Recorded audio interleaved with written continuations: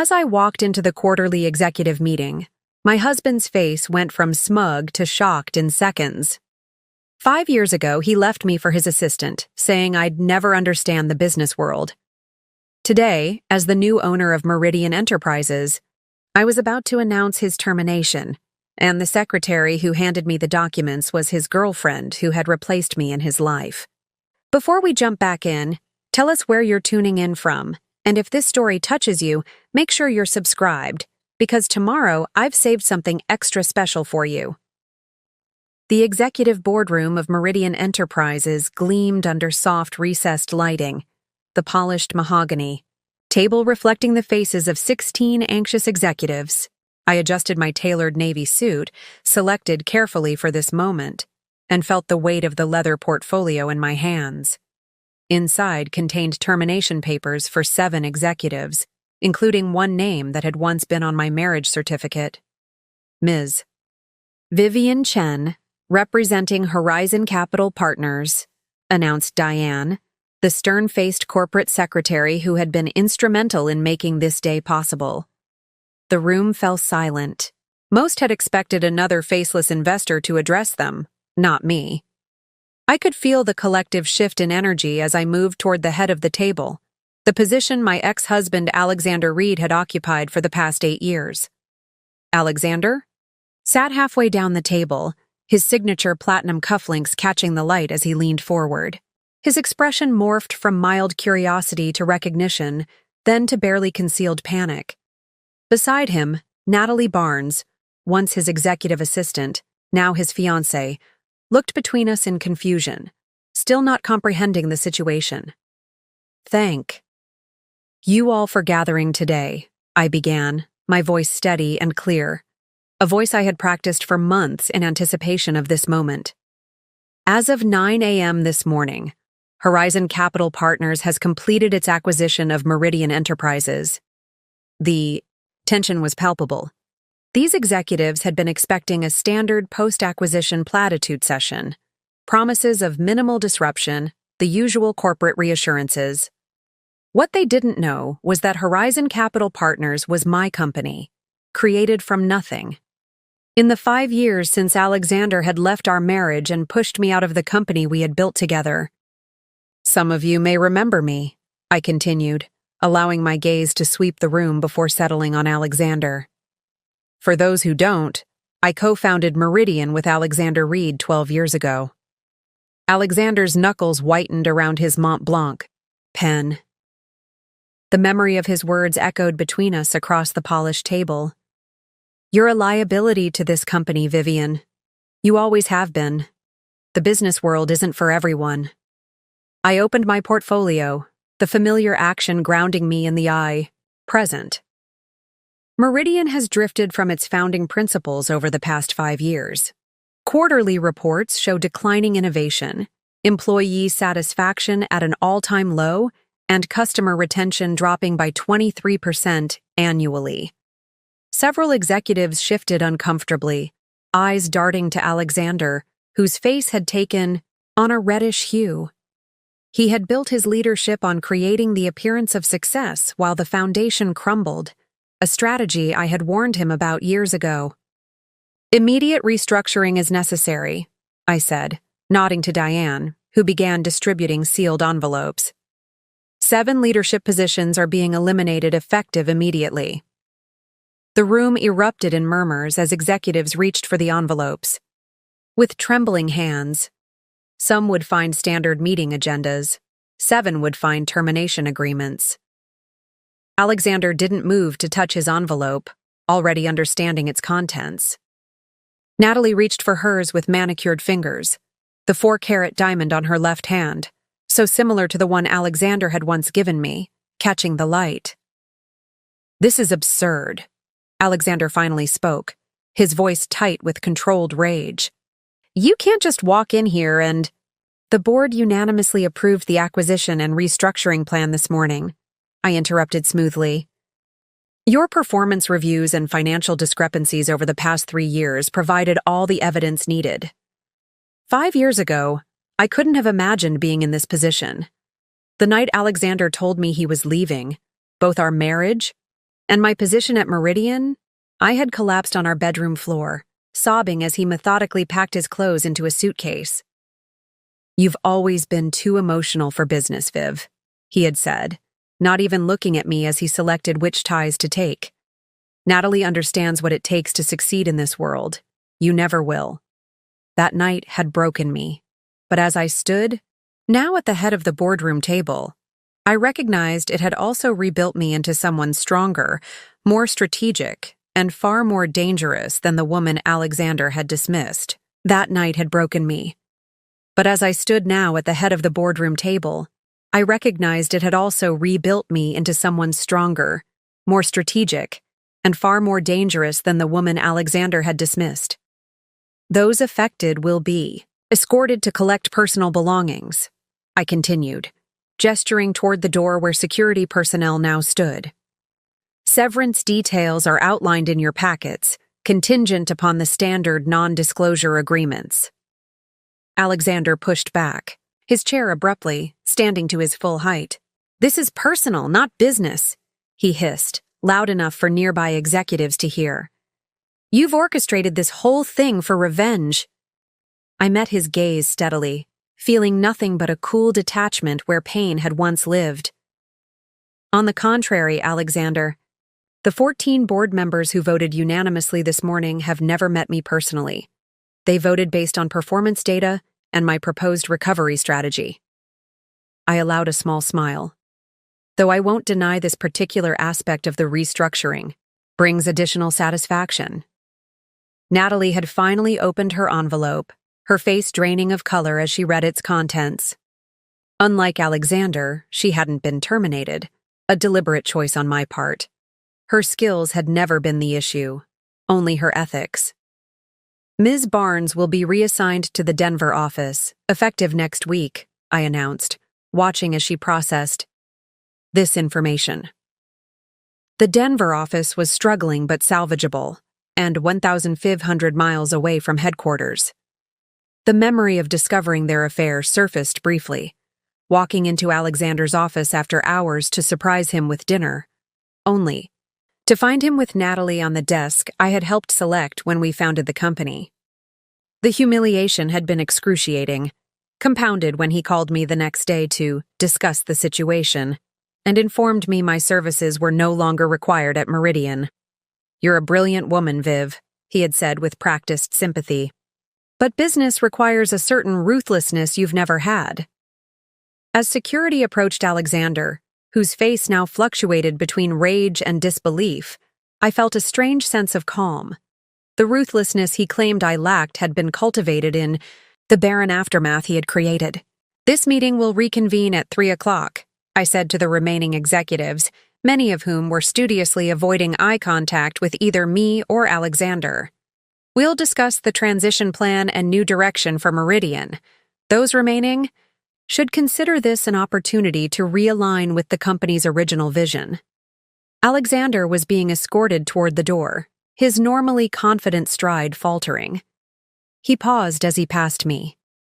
"You won't be able to run this company," he said, quietly, a final attempt to shake my confidence. "You'll destroy everything I've built." I leaned closer, my voice for his ears only. "I'm not going to run your company, Alexander. I'm going to rebuild mine." As the door closed behind him, I took the seat at the head of the table. Not Alexander's seat, but the one that had always been intended for a visionary leader. The remaining executives watched me with a mixture of fear, curiosity, and dawning respect. The journey that had led me from sobbing on my bedroom floor to commandeering this boardroom had been anything but easy.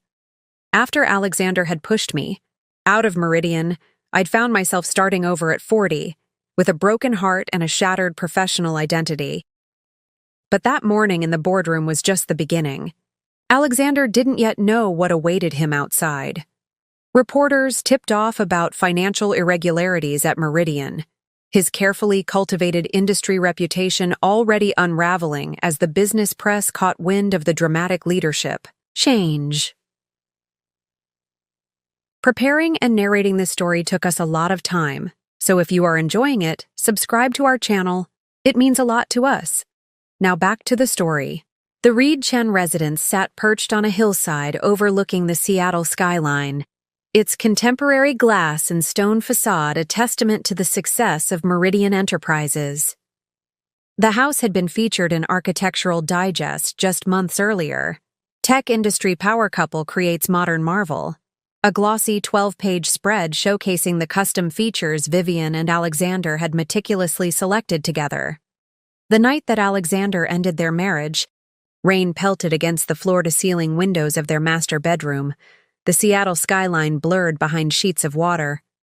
The weather seemed determined to match Vivian's internal landscape, turbulent, obscured, drowning. "I don't understand," Vivian had repeated, watching Alexander methodically pack his belongings into a monogrammed leather suitcase, a 5th anniversary gift she had given him. "We were just discussing the Thompson acquisition yesterday. We were planning that trip to Kyoto next month." Alexander barely looked up as he folded his dress shirts with practiced precision. "I've been meaning to have this conversation for months, Viv. There's never a good time." The bedroom that had once felt like a sanctuary now seemed cavernous and cold. Minimalist furniture that had appeared elegant in daylight now felt sterile under the recessed lighting. The king-sized bed with its crisp white linens, untouched that evening, looked like a vast empty field between them. "Is this about the disagreement at the board meeting?" Vivian asked, her mind racing to make sense of this sudden upheaval.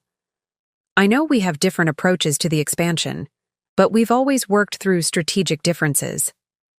Alexander sighed, the sound heavy with practiced patience. He finally turned to face her, his expression a careful mask of regret that didn't quite reach his eyes. "This isn't about any single disagreement, Vivian. It's about fundamental incompatibility. Both, personally and professionally." He closed the suitcase with a definitive click. "I need a partner who understands what it takes to succeed at this level. Someone who can make the tough calls without getting emotional." The carefully controlled words landed like precise incisions. This wasn't an impulsive decision. This was a planned extraction, surgical and cold. "You're talking about Natalie," Vivian said, the realization crystallizing with nauseating clarity. The lingering meetings, the changed passwords, the subtle exclusions from key discussions over the past months, all suddenly making a terrible kind of sense. Alexander didn't deny it. "Natalie understands my vision for Meridian. She supports my decisions instead of constantly challenging them." "That's my job as your co-founder and your wife," Vivian countered, her voice rising despite her efforts to maintain composure. "To challenge you when you're making decisions that could harm the company. The aggressive acquisition strategy you're pushing, it's creating unsustainable debt. You know I'm right about this." A flash of irritation crossed Alexander's face, breaking through his composed facade. "This is exactly what I'm talking about. You're too cautious, too concerned with employee satisfaction and sustainability metrics when we need to be focused on growth at all costs." He picked up his suitcase, glancing around the room one final time. "I've already spoken with the board. We've agreed it's best if you step back from day-to-day operations at Meridian." The room seemed to tilt around Vivian. "You've spoken with the board? Without me? I'm the co-founder." "With a minority stake after the last funding round, Alexander. Kurt, a decision you were against, if you recall. A decision that gave us the capital to become what we are today." He reached for the door handle. "You'll be well compensated, of course. The terms are fair." "Fair?" The word came out as barely a whisper. Alexander paused in the doorway, his silhouette framed against the hallway light. For a moment, Vivian thought. She saw a flicker of genuine regret cross his face. "You're a brilliant woman, Viv, but business requires a certain ruthlessness you've never had." Then he was gone, footsteps echoing down the hallway, leaving Vivian standing in the center of their meticulously designed bedroom, the sound of rain against glass, the only response to her unraveling world. She didn't move for hours, standing, frozen as if motion might confirm that this new reality was permanent. Outside, The Seattle skyline emerged gradually as the storm cleared, lights twinkling against the night sky. The city looked the same, impossibly unchanged, while everything inside had been destroyed. The home that had been featured in magazines now felt like an elaborate stage set. Beautiful, but hollow, designed for a life that no longer existed. Every carefully selected piece of furniture, every thoughtfully chosen artwork suddenly seemed to belong to different people, characters in a story that had unexpectedly ended. The walk-in closet Alexander had just emptied had been designed with dual sides, his and hers, with a center island of drawers they shared. Now his absence created a physical void that echoed the emotional one tearing through her chest. His cologne lingered in the air, the scent both comforting and nauseating in its familiarity. The night stretched endlessly as Vivian finally moved from standing to sitting on the edge of the bed, her body folding in on itself as the magnitude of the loss engulfed her. Not just her marriage, but her company, her professional identity and life's work, all excised in one clinical conversation. By morning, when the first rays of sunlight broke through the automated blinds, programmed by Alexander to rise at precisely 6:15 a.m., Vivian had not slept. Her eyes, swollen from crying, looked out at the city spread below. A city where somewhere Alexander and Natalie were beginning their new life amid the ruins of hers. The house, designed to showcase their success, now felt like a mausoleum for her dreams. Every corner held memories of plans made, celebrations shared, a future mapped out in confident detail. The kitchen where they'd hosted dinner parties for investors. The dining room where they'd signed their first major client contract, too excited to wait until they reached the office. The terrace where they'd toasted each funding round, each milestone.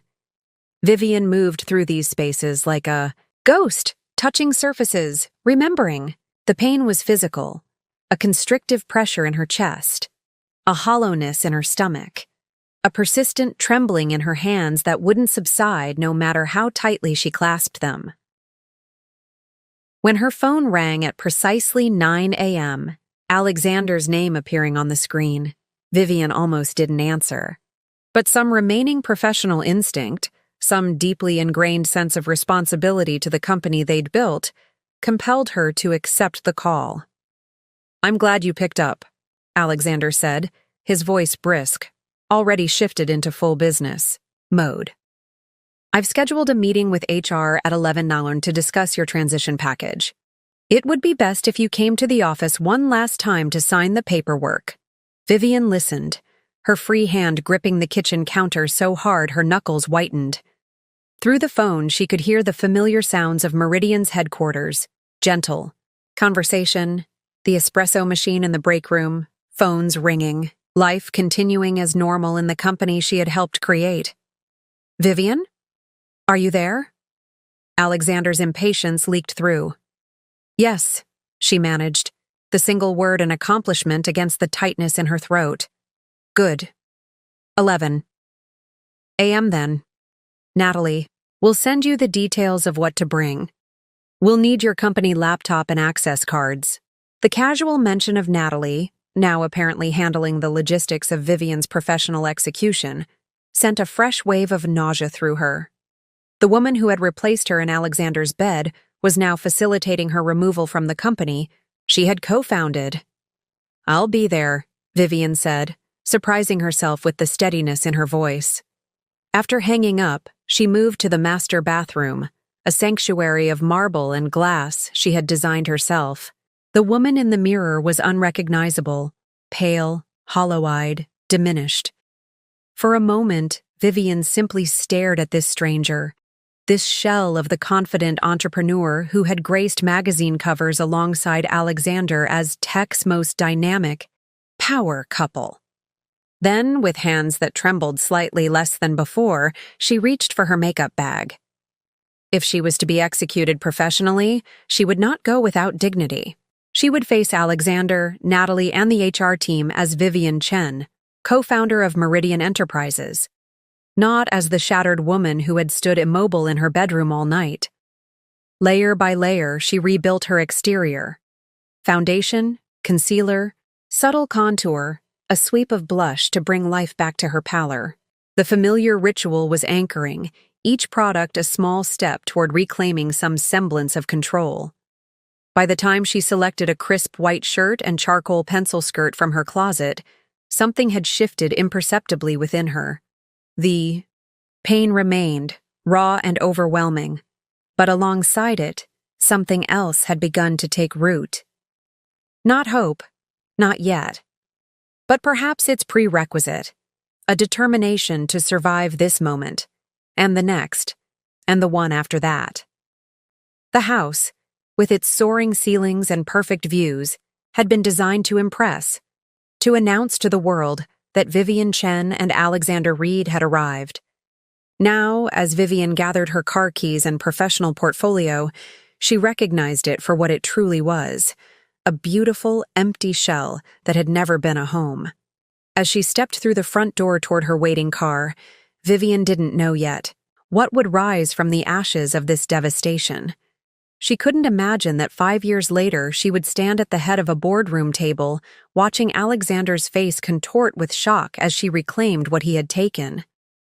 She knew only that she had to survive this day, and she would, with her head held high and her wounds carefully concealed behind a mask of professional composure.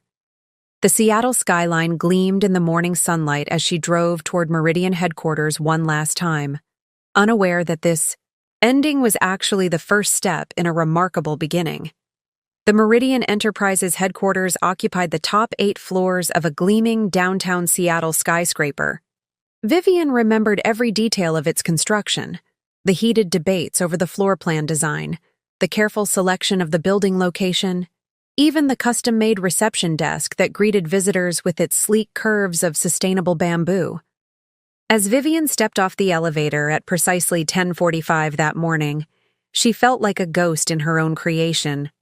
Employees glanced up as she passed, their expressions shifting quickly from recognition to discomfort before they looked away. News traveled fast in corporate environments, and it was clear from their averted eyes that everyone already knew. "Good morning, Ms. Chen," said Michael, the security guard who had worked at Meridian since its early days. His usual warm smile was replaced with a look of awkward sympathy. "It's good to see you." Vivian nodded, unable to trust her voice. She had known these halls would feel different today, but she hadn't anticipated the acute sense of alienation, of suddenly being an outsider in the very space she had helped design. The receptionist, a recent hire who Vivian didn't recognize, looked up with a professionally neutral expression. "Ms. Chen, Human Resources is expecting you. 5th floor, conference room C. Not the executive floor, not Alexander's office or the main boardroom. Conference room C, the small windowless space typically used for entry-level interviews and vendor meetings." The message was clear. This was to be as quick and clinical as possible. "Thank you," Vivian replied, her voice steadier than she felt. The elevator ride to the 5th floor felt interminable.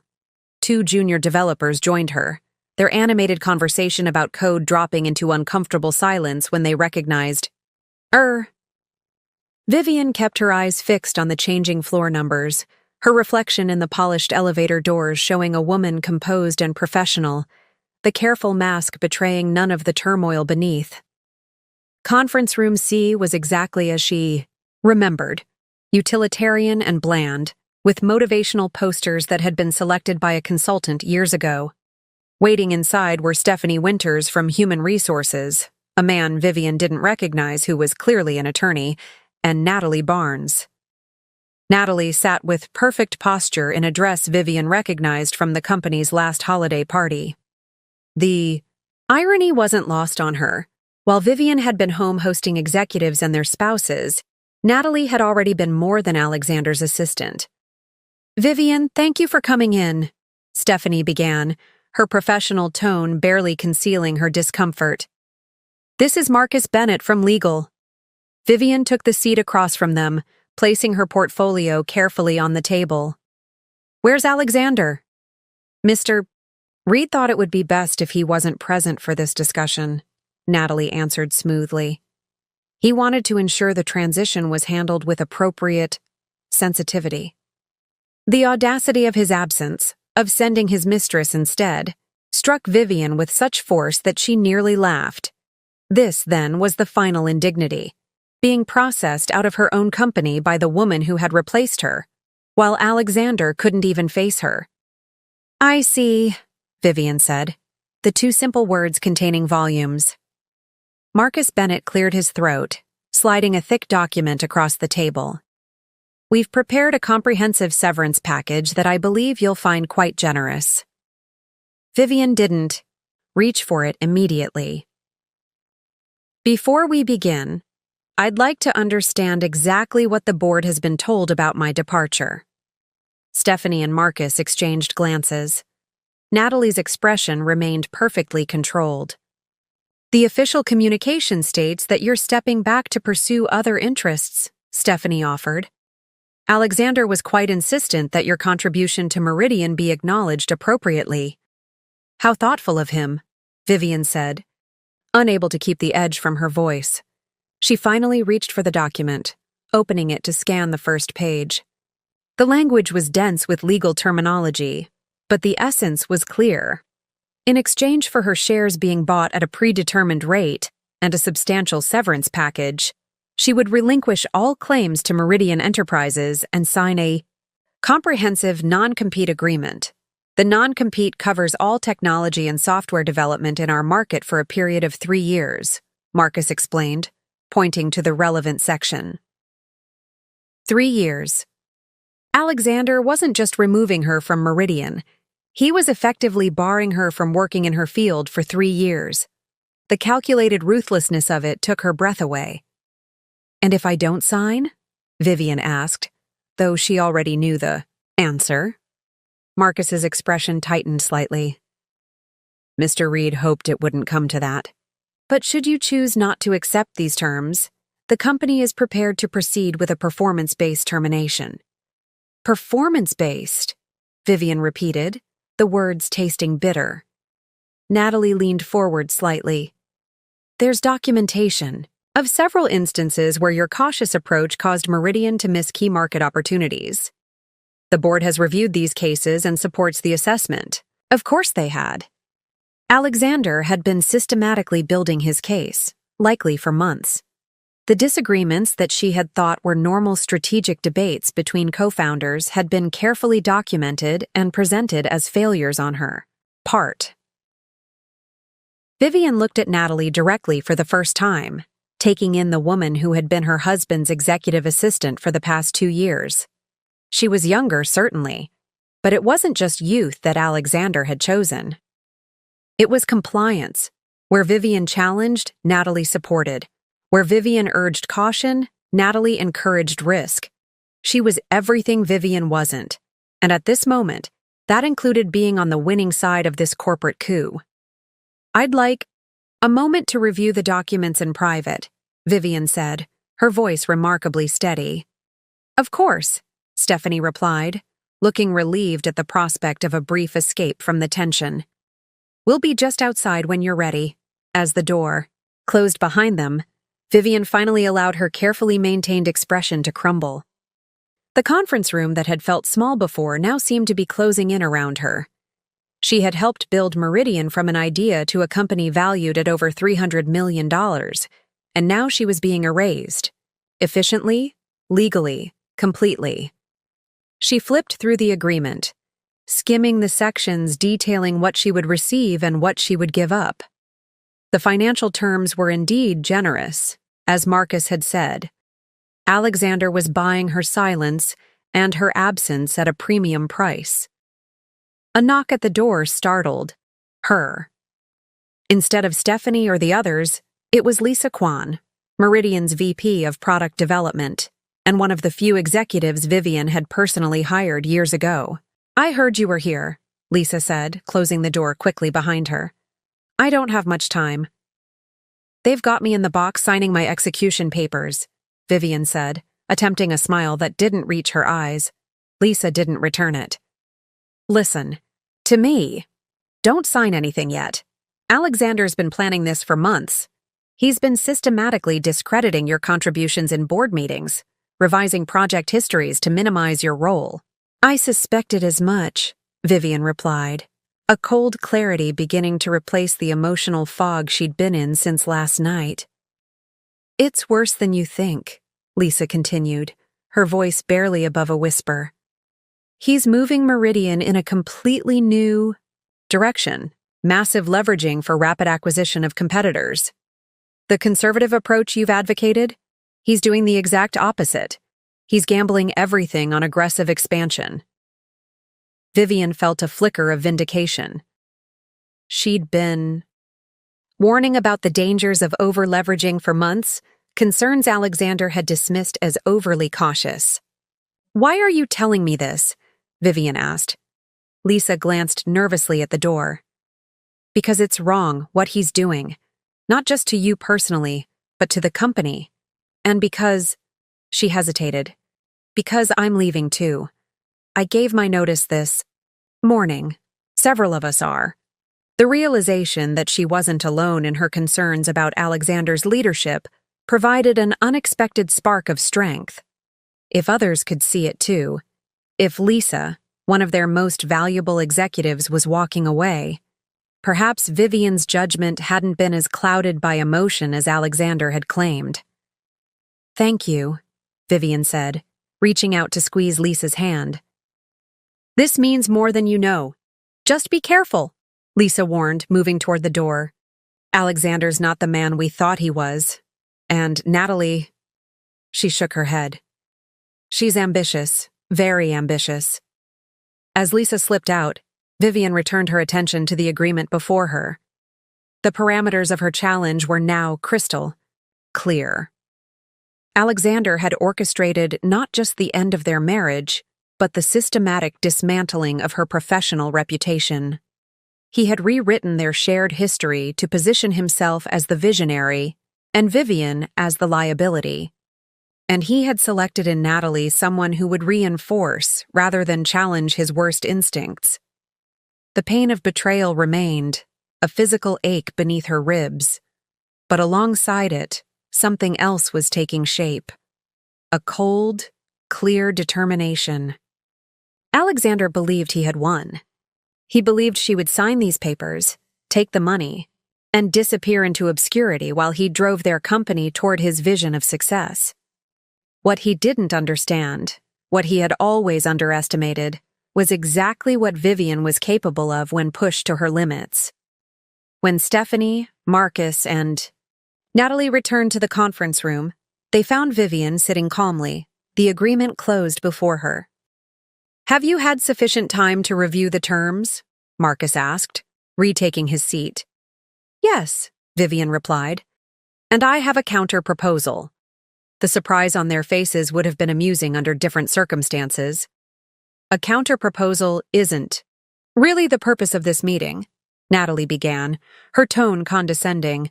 Nevertheless, I have one, Vivian continued, her voice gaining strength with each word. I'll sign the agreement as written, with one modification to the non-compete clause. Marcus frowned. The non-compete is a standard. I want it reduced. To 1 year instead of 3, Vivian interrupted. 1 year, and I walk away quietly.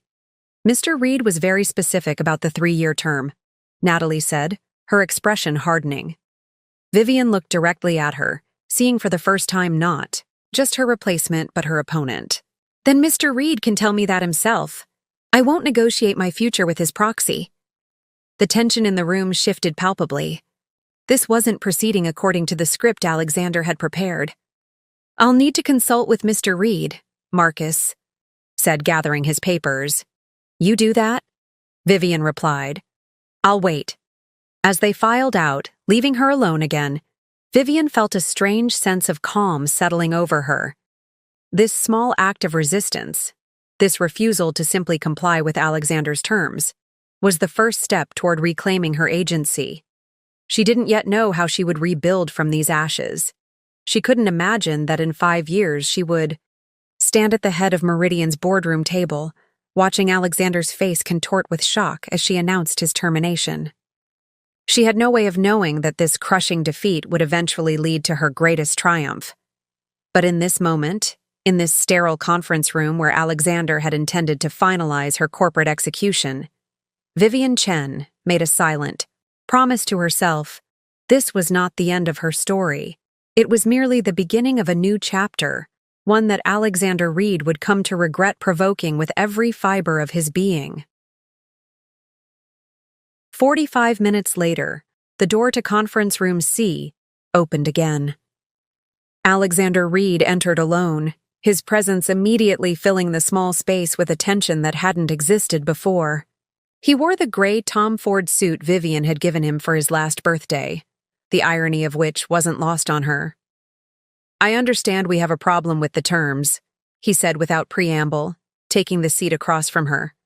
Gone was any pretense of the man she had married. This was Alexander Reed, CEO of Meridian Enterprises, handling a business complication. "Not a problem," Vivian replied calmly. "A counteroffer." Alexander studied her, perhaps surprised by her composure.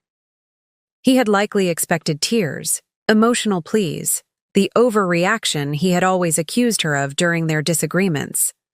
"The 3-year non-compete is non-negotiable," he said finally. "The board is adamant about protecting Meridian's interests."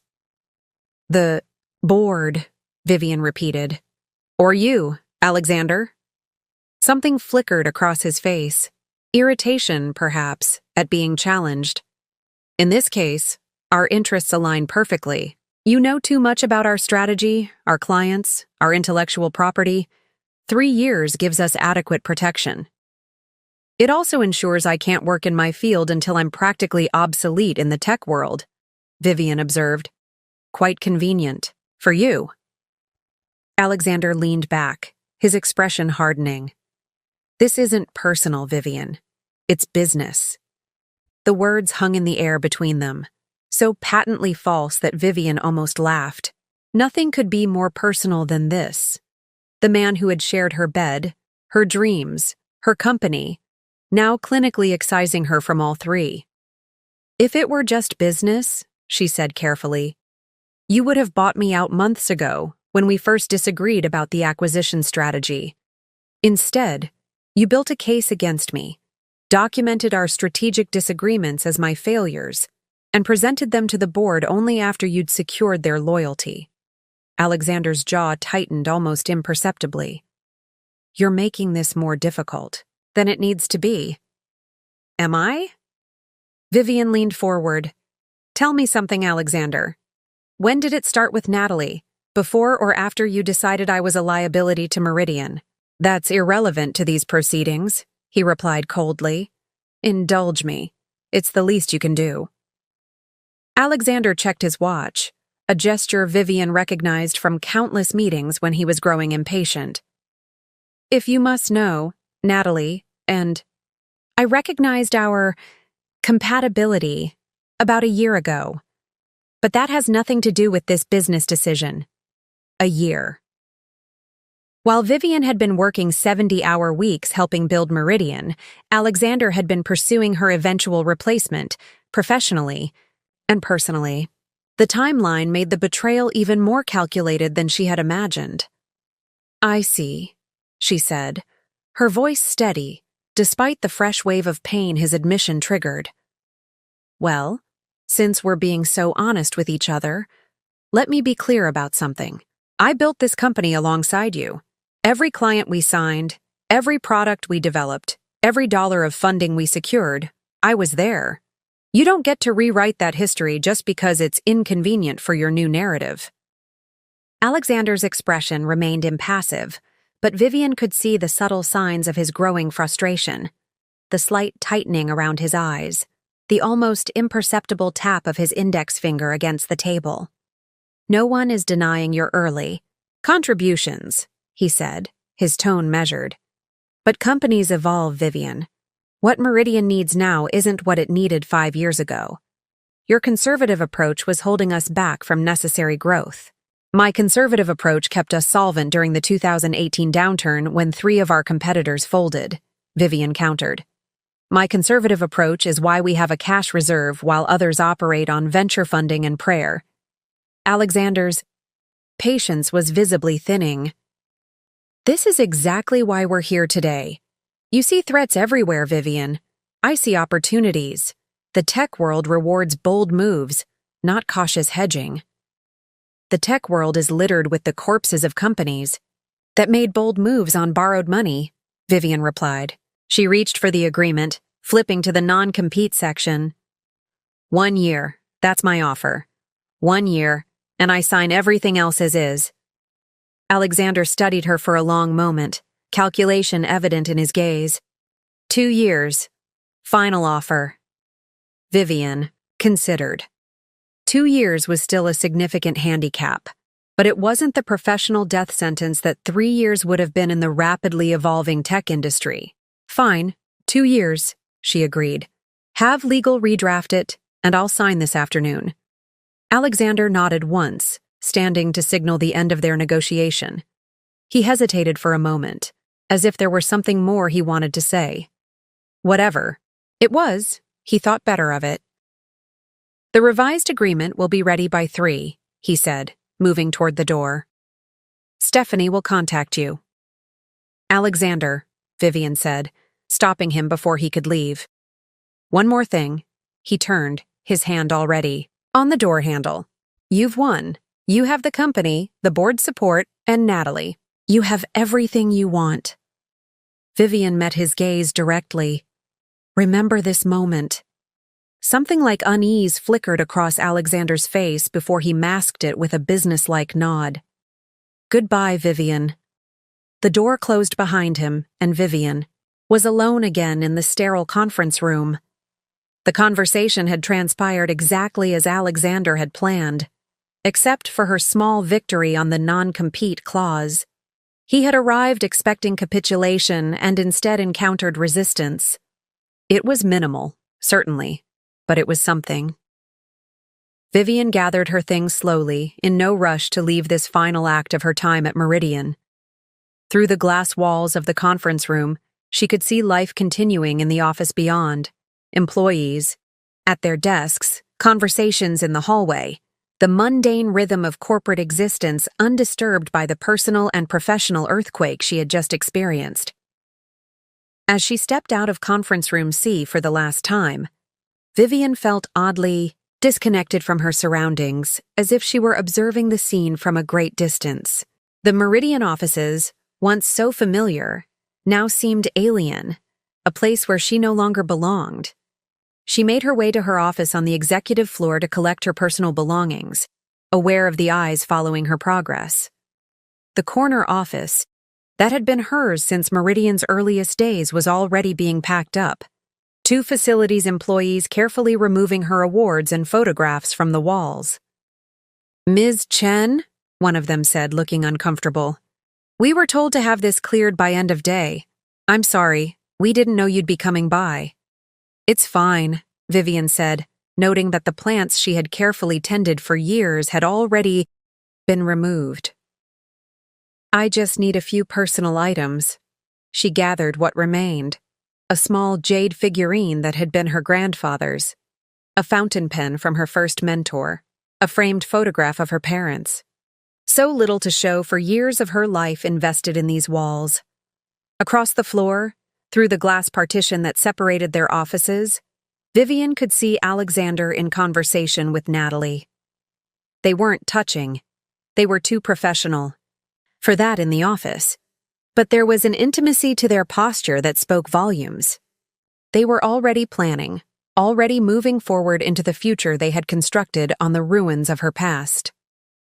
As Vivian placed her office key and security badge on the desk, her final surrender of the company she had helped build, something shifted within her. The pain was still there, a physical presence beneath her ribs, but it had transformed into something harder, more defined. Not yet determination, not quite resolve, but perhaps their precursor. A silent refusal to let this moment define the rest of her life. The elevator ride to the lobby was silent. the small box of personal items in her arms pathetically inadequate to represent what she had lost. In the reflective doors, Vivian caught a glimpse of herself, still composed, still dignified, still standing despite everything that had been taken from her. Outside, Seattle's notoriously fickle weather had shifted. The morning's clear skies replaced by gathering storm clouds that matched her internal landscape. As Vivian placed her box in the passenger seat of her car, the first heavy drops of rain began to fall, quickly becoming a downpour that obscured the Meridian building behind sheets of water. She sat motionless behind the wheel, watching as employees hurried in and out of the building's revolving doors, umbrellas unfurling against the deluge. Somewhere in that building, Alexander and Natalie were continuing their day, perhaps already discussing who would take over Vivian's responsibilities, how they would distribute her projects. The thought should have devastated her anew, but instead, something unexpected happened. As rain pounded against the car roof, creating a cocoon of white noise around her, Vivian felt a moment of perfect clarity break through the emotional chaos of the past 24 hours. Alexander had taken her marriage. He had taken her company. He had taken her professional reputation. But he couldn't take her knowledge, her experience, her capabilities. Those remained firmly, irrevocably hers. The realization wasn't comfort exactly. The wounds were too fresh, too deep for anything approaching solace. But it was a foothold, a small, solid place to stand in the midst of the destruction. Vivian started the car, the familiar hum of the engine grounding her in the present moment. She had nowhere particular to go. The house she had shared with Alexander no longer felt like home, and her office was no longer hers. She was, for perhaps the first time in her adult life, completely untethered. The sensation was terrifying. It was also, she realized with surprise, oddly freeing. As she pulled away from Meridian Enterprises for what she believed was the last time, Vivian had no way of knowing what the next 5 years would bring. She couldn't imagine the company she would build, the strategies she would develop, the path that would eventually lead her back to this very building. Not as an ousted co-founder, but as its owner. All she knew in that moment was that the story Alexander had written for her, the narrative of the cautious, emotional wife who couldn't keep pace with his vision, was not the story she would accept. If she had to start again from nothing, she would. If she had to reinvent herself entirely, she would do that too. The rain continued to fall as Vivian drove away from her past and toward an unwritten future. Behind the wheel of her car, in the privacy of this transitional space between what had been and what would be, Vivian Chen made a decision that would alter the course of her life and, though she didn't know it yet, Alexander's as well. She would not disappear. She would not fade into obscurity. She would not become the cautionary tale of the woman left behind by a visionary ex-husband. Instead, she would become something Alexander had never anticipated, never prepared for, a worthy opponent. The thought wasn't revenge, not exactly. It was something more fundamental, a refusal to accept the ending Alexander had scripted for her. A decision to write her own story, whatever it might be. As Vivian navigated through Seattle's rain-slicked streets, she had no destination in mind. But for the first time since Alexander had walked out of their bedroom with his packed suitcase, she had something almost as important, a direction.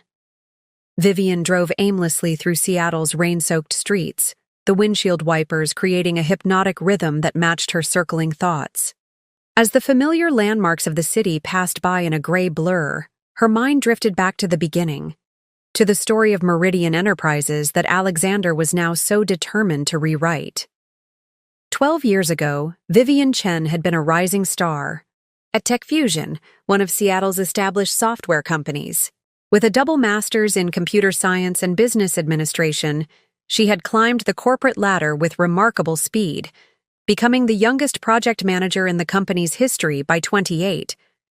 It was at TechFusion that she first met Alexander Reed, a charismatic sales executive whose ability to charm clients was unmatched in the industry.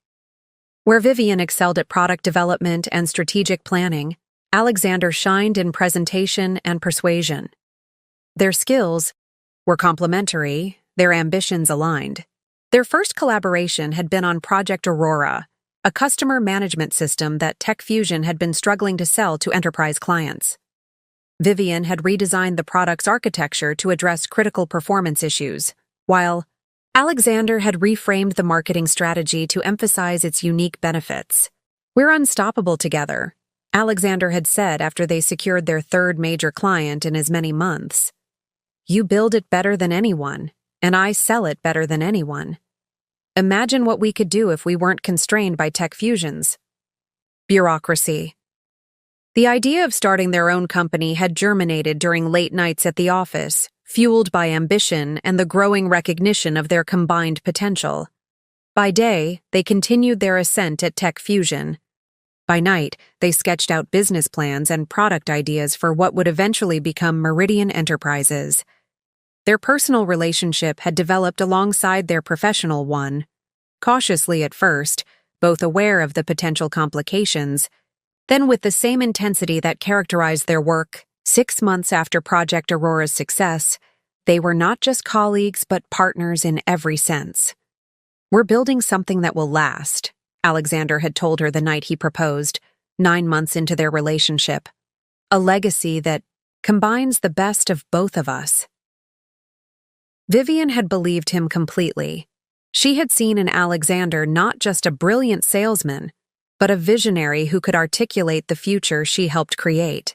Together, they seemed poised to conquer the tech world on their own terms. The early days of Meridian had been exhilarating and terrifying in equal measure. They had rented a small office space in a less desirable part of Seattle, investing their savings and a modest amount from friends and family.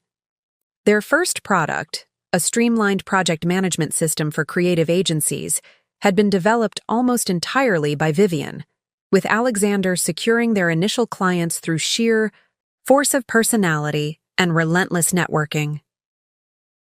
Vivian remembered those first months with painful clarity. The 18-hour workdays, the makeshift desk constructed from an old door and sawhorses, the instant ramen dinners eaten while debugging code late into the night. Alexander had been her rock during that period, his unwavering confidence buoying her when technical challenges seemed insurmountable. "This is just the beginning," he would say, massaging her shoulders as she hunched over her laptop. "5 years from now, we'll look back at these days from our corner offices and laugh about how we started." The memory now carried a bitter irony. They had indeed gotten those corner offices, but something fundamental had changed along the way. Something Vivian had been too busy building the company to fully recognize until it was too late. Meridian's first major breakthrough had come 2 years into their venture. Their project management software had caught the attention of a prominent venture capital firm after winning an Industry Innovation Award. The ensuing funding round had propelled them from struggling startup to emerging player in the Seattle tech scene. It was during this period of rapid growth that Vivian and Alexander had married. A small ceremony on a rented yacht in Puget Sound, attended by their growing team and key investors. The Seattle Times had featured them in a business profile titled "Power Couple Reshaping the Tech Landscape," accompanied by a photograph of them standing arm in arm against the Seattle skyline.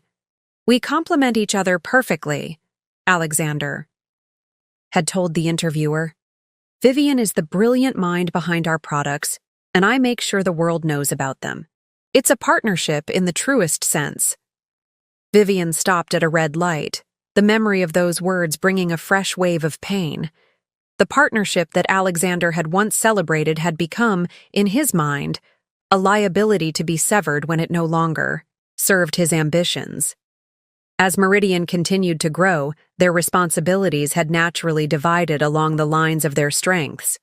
Vivian overseeing product development and operations, Alexander handling sales, marketing, and investor relations. This division had seemed logical at the time, but looking back, Vivian could see how it had gradually created separate spheres of influence within the company.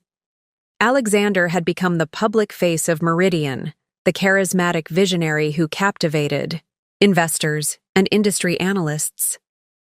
Vivian, meanwhile, had focused on building and maintaining the infrastructure that supported his promises, ensuring that the products delivered what Alexander claimed they could do. The first significant crack in their unified front had appeared during the Series B funding round, 4 years into Meridian's existence. Alexander had pushed for aggressive expansion into international markets, while Vivian had advocated for consolidating their position in North America first. "We need to strike while our valuation is high," Alexander had argued during a tense discussion in their home office. "The window of opportunity won't stay open forever." "Expanding too quickly could dilute our quality," Vivian had countered. "Our reputation is built on excellent products and service. If we compromise that for rapid growth, we risk everything we've built." The debate had escalated into their first truly serious argument as both business partners and spouses. In the end, they had reached a compromise, a measured expansion into European markets while maintaining their focus on product excellence. At the time, Vivian had viewed the resolution as evidence of their partnership's strength. Now she wondered if Alexander had seen it differently, as the first instance of her standing in the way of his grander vision. The subsequent years had brought increasing success and recognition for Meridian. Their client list expanded to include Fortune 500 companies, their product suite grew more sophisticated, their headquarters moved to the downtown skyscraper that Vivian had just left for the last time. With success had come new pressures and greater divergence in their management styles. Alexander pushed continually for faster development cycles, more aggressive marketing claims, and rapid expansion into adjacent markets. Vivian maintained her focus on sustainable growth, employee retention, and product integrity. These philosophical differences had manifested in increasingly frequent disagreements during executive meetings, disagreements that Vivian now realized Alexander had been documenting and framing as her resistance to innovation rather than legitimate strategic concerns. The watershed moment had come approximately a year ago, around the same time that Alexander had apparently begun his relationship with Natalie. Meridian had been approached by their largest competitor, Vertex Solutions, with a potential merger offer. Alexander had been enthusiastic about the possibility, seeing it as a fast track to becoming the undisputed industry leader. Vivian had been more cautious, concerned about the competitor's debt load and questionable accounting practices. She had conducted a thorough analysis of Vertex's financials and discovered several red flags that suggested the company was overvalued and potentially hiding significant liabilities. This merger would be a mistake, she had told the executive team, presenting her findings in a detailed report. Vertex is using creative accounting to mask serious cash flow problems. If we merge with them, we inherit those problems and put everything we've built at risk. Alexander had been visibly frustrated by her opposition, especially in front of the executive team. "This is exactly why we're falling behind more innovative companies," he had said dismissively. "Analysis paralysis. Sometimes you have to take bold action based on vision, not just spreadsheets." The merger discussions had ultimately been tabled, a decision that Alexander had clearly resented. Looking back, Vivian could now see that this had likely been the moment when he had decided she needed to be removed from Meridian's leadership.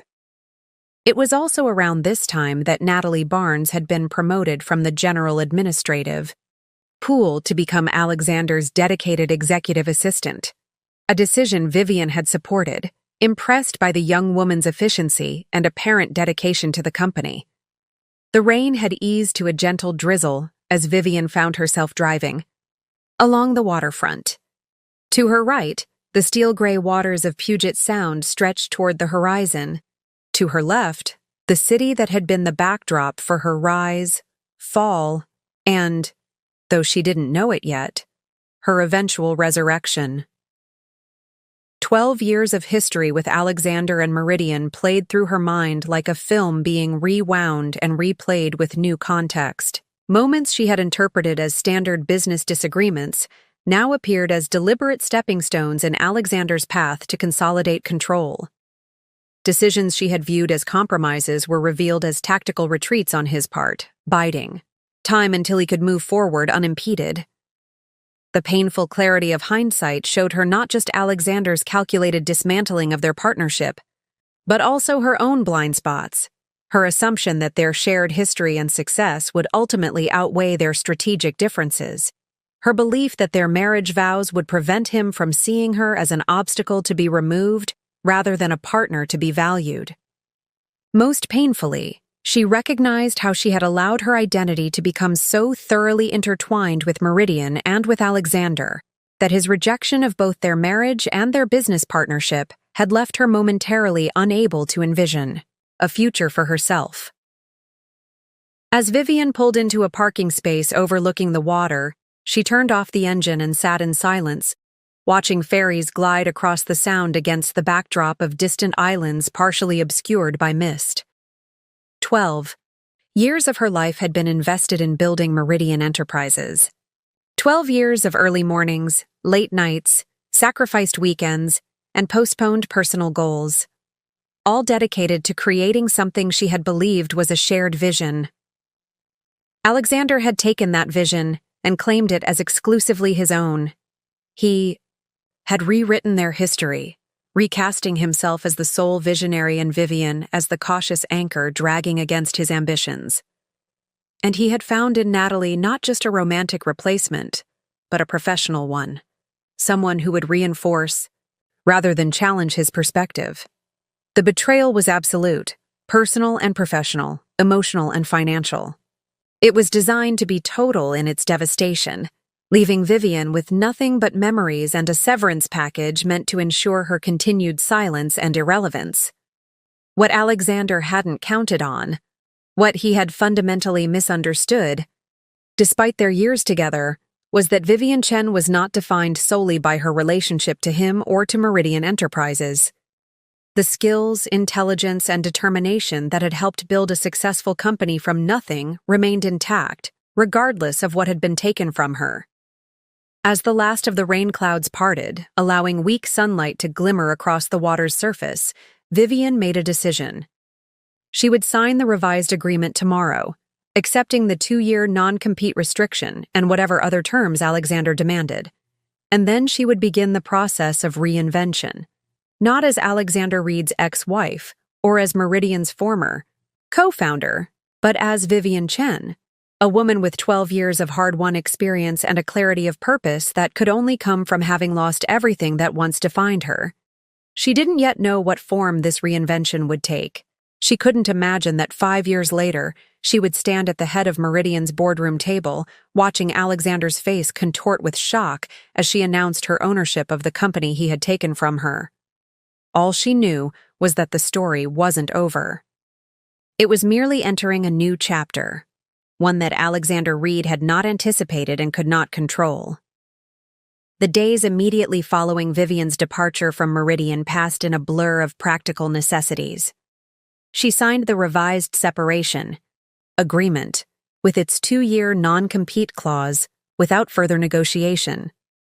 She put the house she had shared with Alexander on the market, unable to bear the echoing emptiness of spaces once filled with shared ambitions. She moved into a minimalist downtown apartment with floor-to-ceiling windows overlooking Elliott Bay, a clean slate, devoid of memories. These actions were performed with mechanical efficiency, her emotional responses temporarily suspended as she focused on the logistics of dismantling her former life. Friends and family expressed concern about her composed demeanor, expecting tears or rage that never materialized. What they couldn't see was that beneath this calm exterior, Vivian was meticulously analyzing her situation with the same strategic thinking she had once applied to Meridian's business challenges. 1 month after signing the separation agreement, on a crisp autumn morning, Vivian sat at her new dining table with a blank notebook before her. The page was headed with a single question. What now? The non-compete agreement prevented her from working directly in software development for enterprise clients, the field she had dedicated her career to thus far. Alexander had effectively blocked her most obvious path forward, but as Vivian stared at the blank page, she recognized that this restriction, while significant, was also narrowly defined.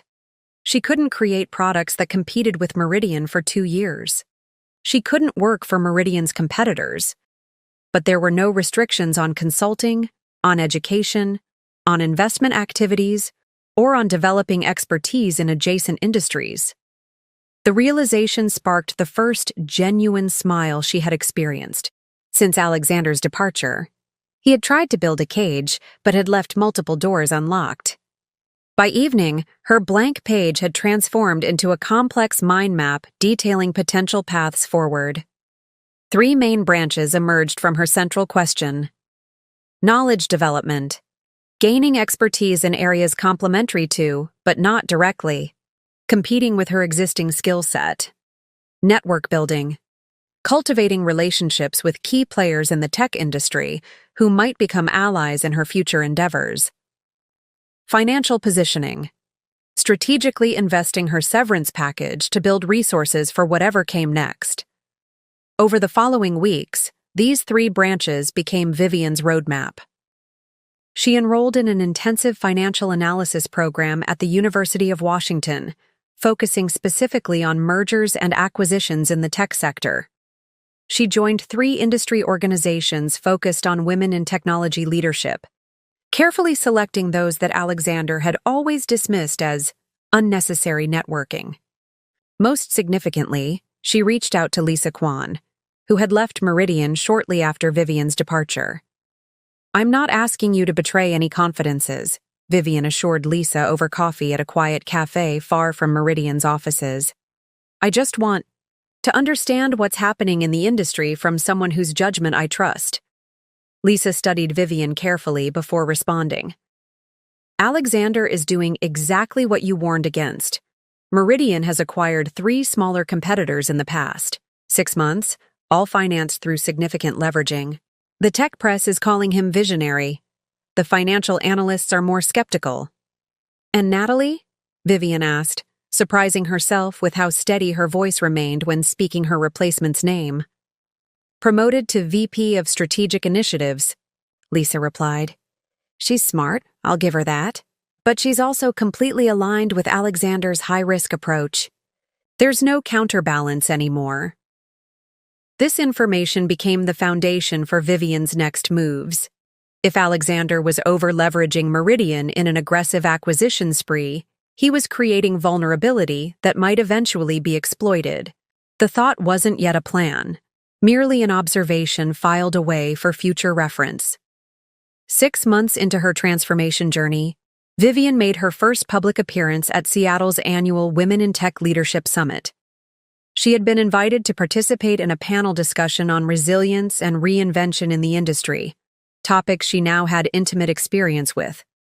The moderator introduced her as Meridian Enterprises co-founder, a description that once would have pained her, but now felt like ancient history. When asked about her current projects, Vivian smiled with genuine enthusiasm.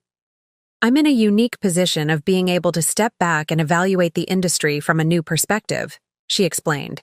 "After years of focusing exclusively on product development and operations, I'm now exploring the financial and strategic forces shaping technology's future. It's been illuminating." The response was measured, revealing nothing of her longer-term intentions while establishing her as someone evolving rather than diminished by recent changes. After the panel, Vivian found herself surrounded by women eager to connect. CEOs of smaller tech companies, venture capitalists specializing in women-led startups, financial analysts focused on the technology sector. One conversation proved particularly significant. Eleanor Blackwell, founding partner at Blackwell Venture Partners, handed Vivian her card with a directness that cut through the usual networking pleasantries. "When you decide what you're building next, call me," Eleanor said. "I've followed Your work for years.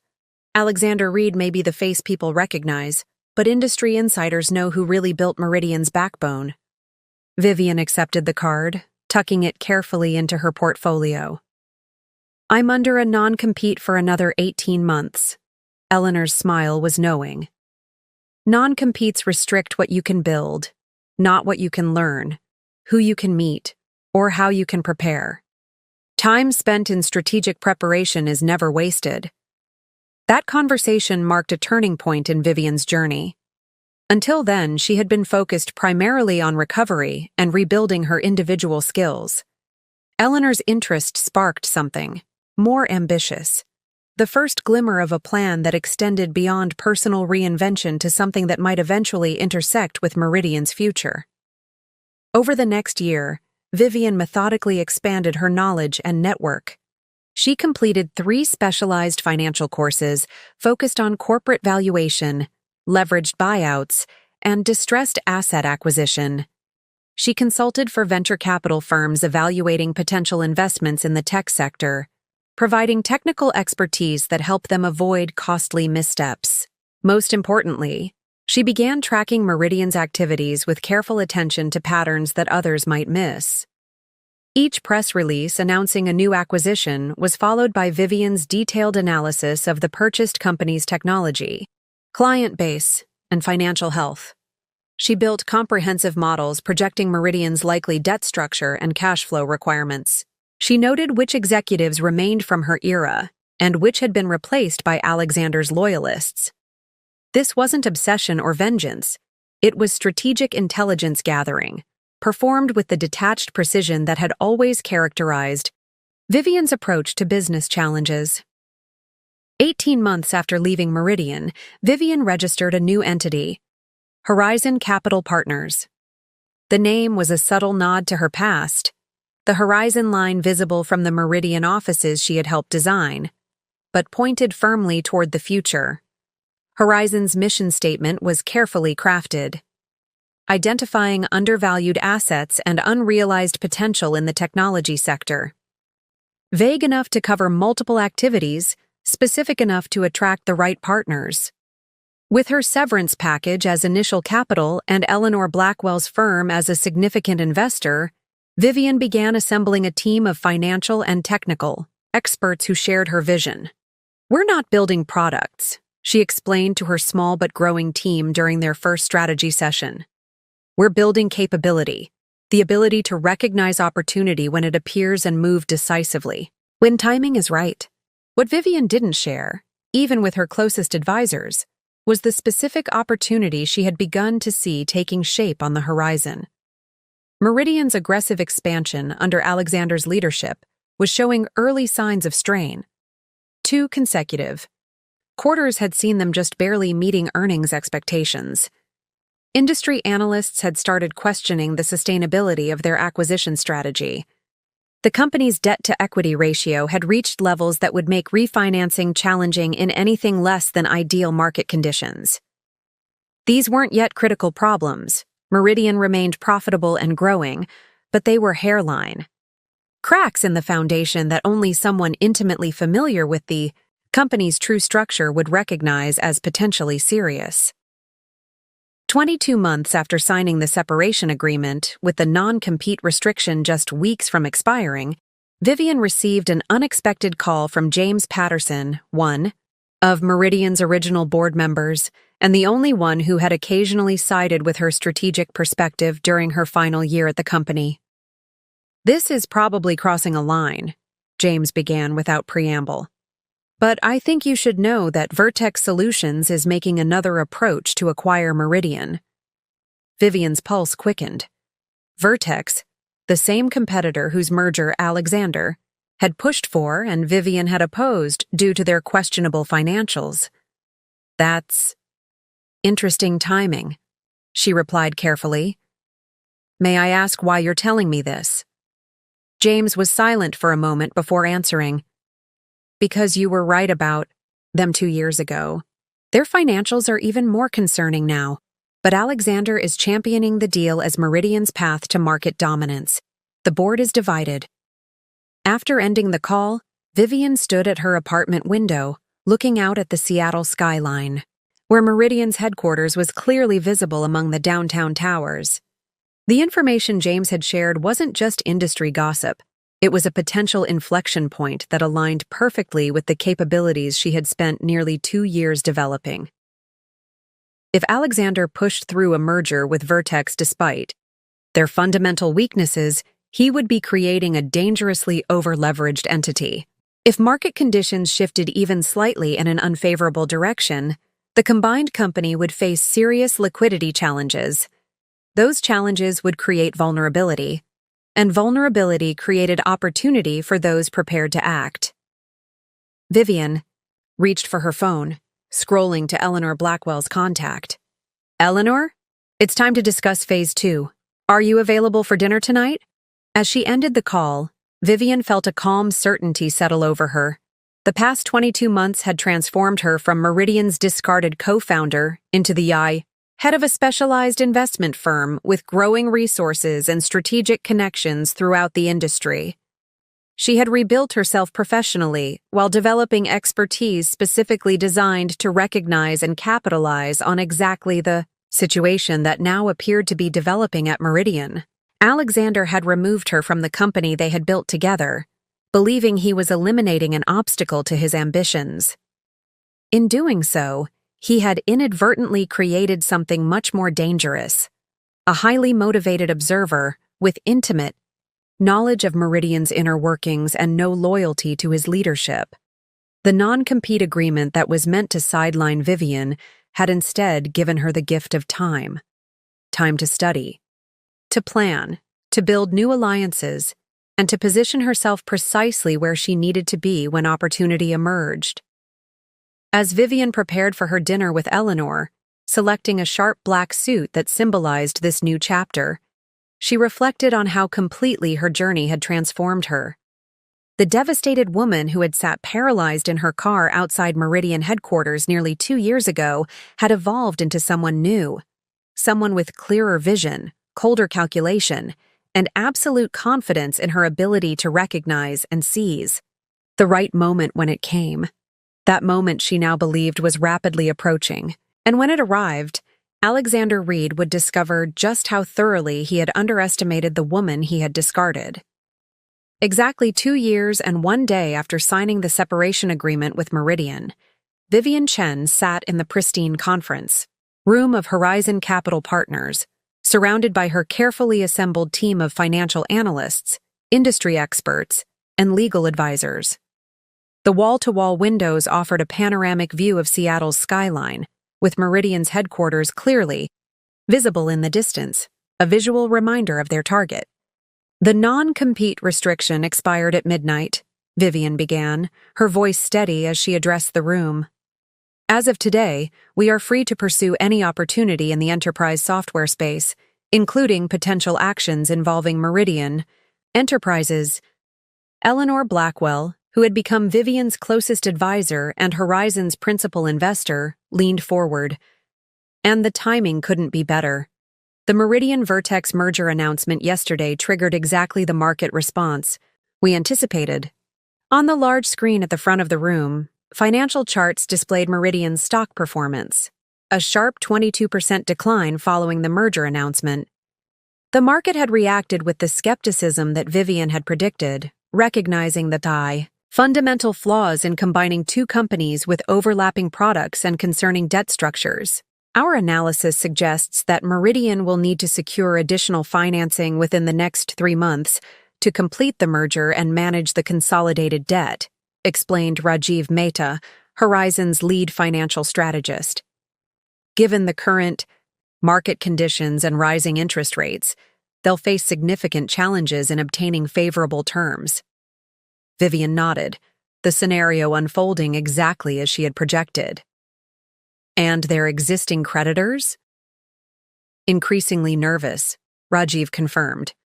"I've had informal conversations with representatives from Atlantic Capital, who hold the largest portion of Meridian's current debt. They're concerned about the company's direction, but aren't yet ready to take action." For 2 hours, the team methodically reviewed their intelligence on Meridian's vulnerable position. The company was not yet in crisis. It remained profitable and maintained strong client relationships, but Alexander's aggressive expansion strategy had created precarious financial scaffolding that could collapse under the right pressure. The meeting concluded. Eleanor remained behind while the others filed out. She studied Vivian with the shrewd assessment that had made her one of Seattle's most successful venture capitalists. "We've prepared for this moment for nearly 2 years," Eleanor observed. "You've built Horizon specifically to position yourself for this opportunity. But I need to ask the question everyone's thinking but no one dares to voice. Is this about sound business strategy or personal vindication?" Vivian met her gaze directly. "Both," she answered with uncharacteristic candor.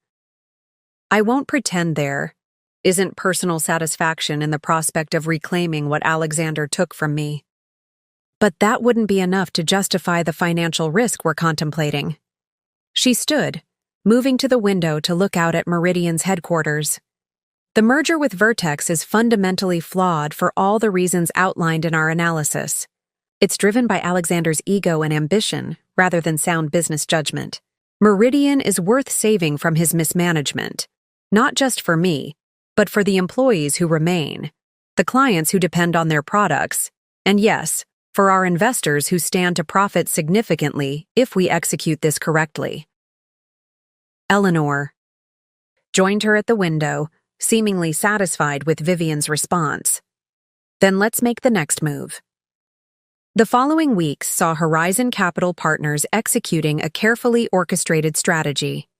While remaining below the reporting thresholds that would require public disclosure, Horizon began acquiring small positions in Meridian through various investment vehicles. Simultaneously, Vivian initiated discreet conversations with key Meridian board members, institutional investors, and creditors.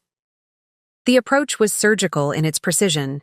Not a hostile takeover attempt, but a methodical positioning as a potential solution to the growing concerns about Meridian's direction under Alexander's leadership. 3 months after the merger announcement, the pivotal moment Vivian had anticipated arrived. Meridian's quarterly earnings report showed the company missing projections for the first time in its history, with cash reserves dangerously depleted by acquisition costs. The stock dropped another 18% in a single day, triggering margin calls for several large investors and creating a cascade of forced selling. That evening, Vivian received the call she had been waiting for. James Patterson's name appeared on her phone screen, his timing as predictable as she had anticipated. "The board has called an emergency meeting for tomorrow," James said without preamble. "The Vertex merger is falling apart. Their financials were even worse than you suspected 2 years ago. They've been hiding substantial losses with accounting tricks that came to light during final due diligence." "That's unfortunate timing for Alexander," Vivian replied, carefully neutral in her response. "Unfortunate doesn't begin to cover it," James continued. "The banks are threatening to call in their loans unless we bring in new leadership and capital. Immediately, several board members mentioned your name today. They've heard about Horizon Capital and your recent activities." Vivian allowed a moment of silence before responding. "What exactly are you asking, James?" Would Horizon consider a significant investment in Meridian, combined with a leadership change? The question was direct, exactly what Vivian had been positioning for over the past 2 years. "We might," she replied, maintaining her professional composure despite the surge of vindication she felt. "I'd need to review the current financials, the real ones, not the version presented to analysts.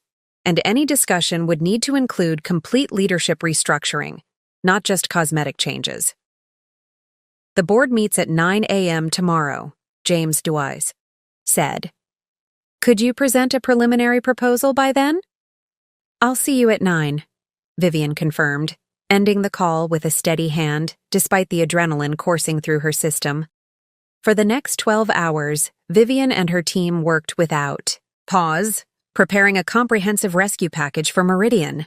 The proposal was meticulously crafted to appeal to the board's urgent needs, while establishing terms that would give Horizon, and by extension Vivian, controlling interest in the company. At precisely 8:45 the following morning, Vivian walked through the revolving doors of Meridian's headquarters for the first time in 2 years. The security guard at the front desk did a double-take, recognition dawning on his face. "Ms. Chen, it's been a while." "Hello, Michael," she replied with a genuine smile. "I have a meeting with the board." As she rode the elevator to the executive floor, Vivian experienced an odd sense of déjà vu. The same elevator, the same subtle scent of the building's ventilation system, yet everything fundamentally different. She was no longer the discarded co-founder leaving with a box of personal belongings.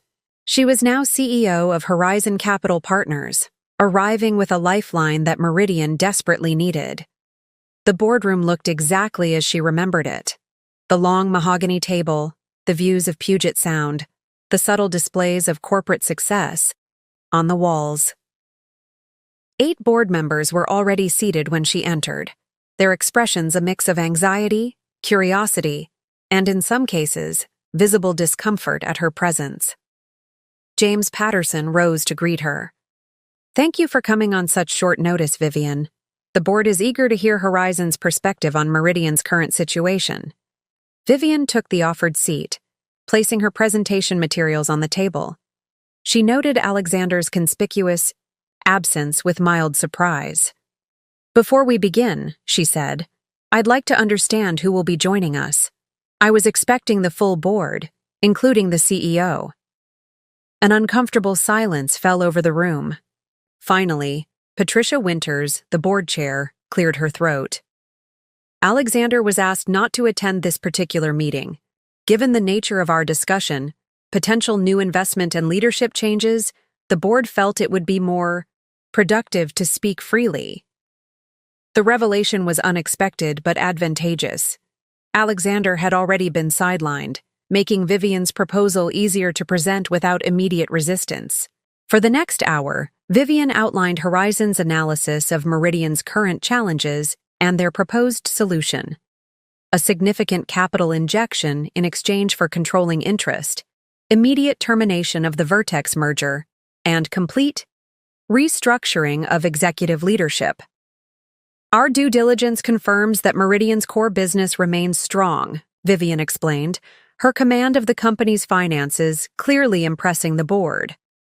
"The current crisis stems from over-leveraging and strategic missteps in acquisition targets, not fundamental product or market failures."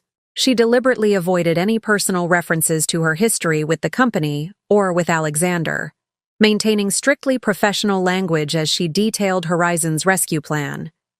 The board members asked pointed questions about timelines, financial terms, and leadership transitions, all of which Vivian addressed with composed expertise.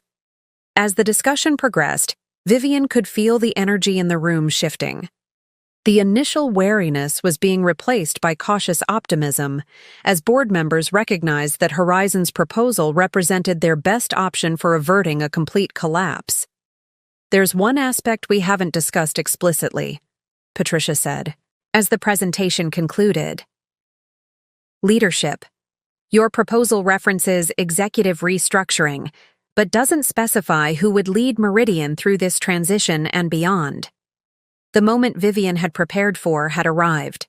She closed her portfolio, deliberately before responding. Horizon's investment would be contingent on installation of new leadership with proven experience in corporate turnarounds and intimate knowledge of Meridian's operations, culture, and technology, she stated. "Given those requirements, I would step in as interim CEO during the stabilization period." The statement hung in the air, its implications fully registering with each board member. Vivian watched as expressions shifted from surprise to calculation to gradual acceptance. For some, like James Patterson, there was even visible relief. "You built this company once," James observed. "You understand it better than anyone. And that's precisely why I'm uniquely qualified to save it now," Vivian confirmed, her confidence absolute. Patricia exchanged glances with several other board members before addressing Vivian again. We'll need to deliberate on Horizon's proposal, but speaking personally, I find the terms reasonable given our situation. How quickly could you move forward if the board approves?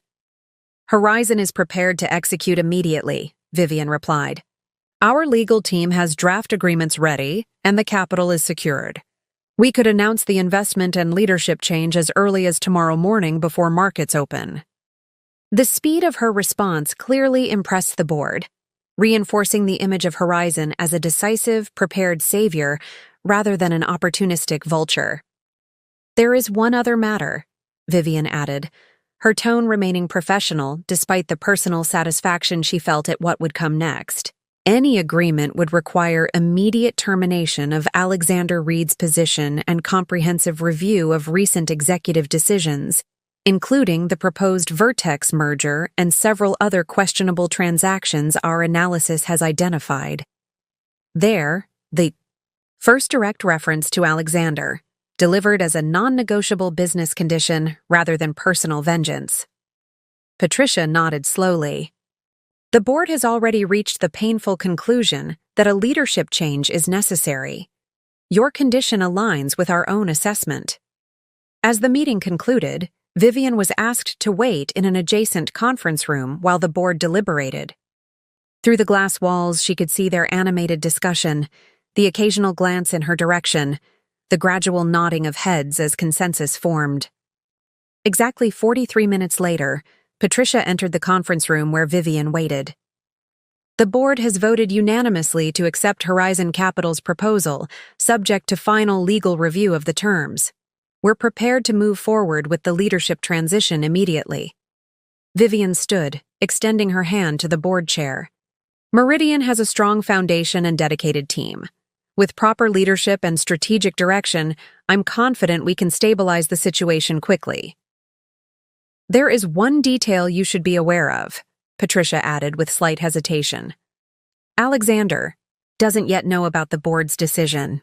He's scheduled to be in the office this afternoon for what he believes is a routine update on the Vertex situation. Given your history, would you prefer that we handle that conversation before you assume your position? Vivian considered the option briefly before shaking her head. No, that won't be necessary. As Meridian's new CEO, handling difficult transitions will be part of my responsibility. I'll speak with Alexander personally. As Patricia left to inform the rest of the board of their decision, Vivian remained alone in the conference room, the magnitude of what had just transpired washing over her. 2 years of meticulous planning, strategic positioning, and patient waiting had culminated in this moment of complete reversal. Alexander had forced her out of the company they had built together, believing he was eliminating an obstacle to his ambitions. Now, she would return as his successor, tasked with saving Meridian from the very risks she had warned against. The symmetry was so perfect it almost seemed scripted. Yet Vivian knew it was the result not of fate, but of careful calculation. Her ability to recognize Alexander's fundamental weaknesses and position herself precisely where she needed to be when those weaknesses inevitably created vulnerability.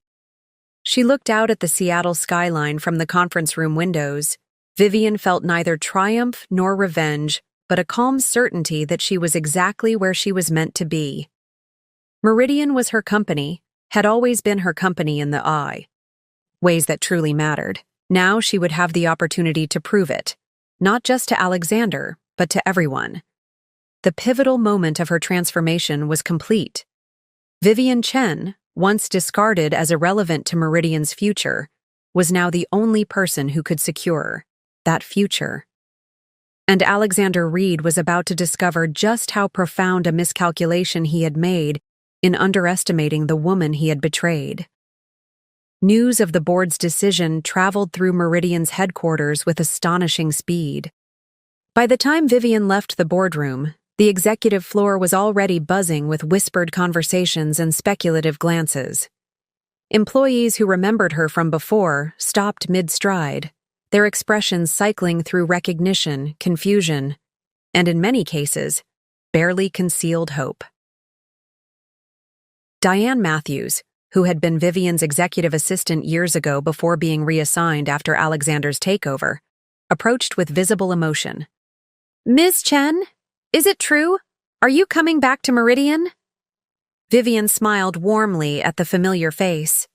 "Yes, Diane, though the official announcement won't be made until tomorrow morning."